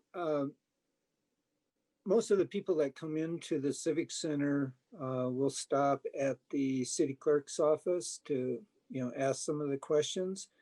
The Community Development Department has a planner of the day who is available to answer questions. So we sort of have some of it, but we certainly could explore, can we do that better? To your point of being able to guide people through the process. So certainly something that at a minimum we'll kick around, at the staff level and try to figure out if there's a way to do it with our existing resources, without incurring additional cost. But again, we'll have to kick that around. That would be great, because some of these, even if you just have one person that you can come back to with questions that has a better understanding of all the complexity, because all of you are in meetings all the time. So you have a much better picture of the big picture than any of these businesses do. So that would be wonderful if you would explore that. Thank you so much. Councilmember Hurst. I was just going to add to that. With that being said, it might be good if we use these, what we approved earlier to, if we had like one general email inbox that we can put out on social media. If you have COVID questions, send them to this general inbox, and then you can have multiple of those people that we approved earlier, the variable hour employees, responding to those. But if they don't know the answer immediately, they can reach out, find the answer, kind of do the homework, and then respond back. I think that might be a good tool for our business owners in the community as well. So I support that idea.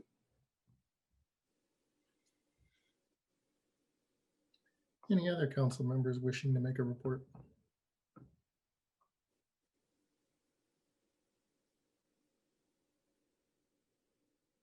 Councilmember Hurst. In the project. Seeing none, I do not have a report to give this evening. So that being said, we are adjourned. See you all next week. Have a good night. Have a good week.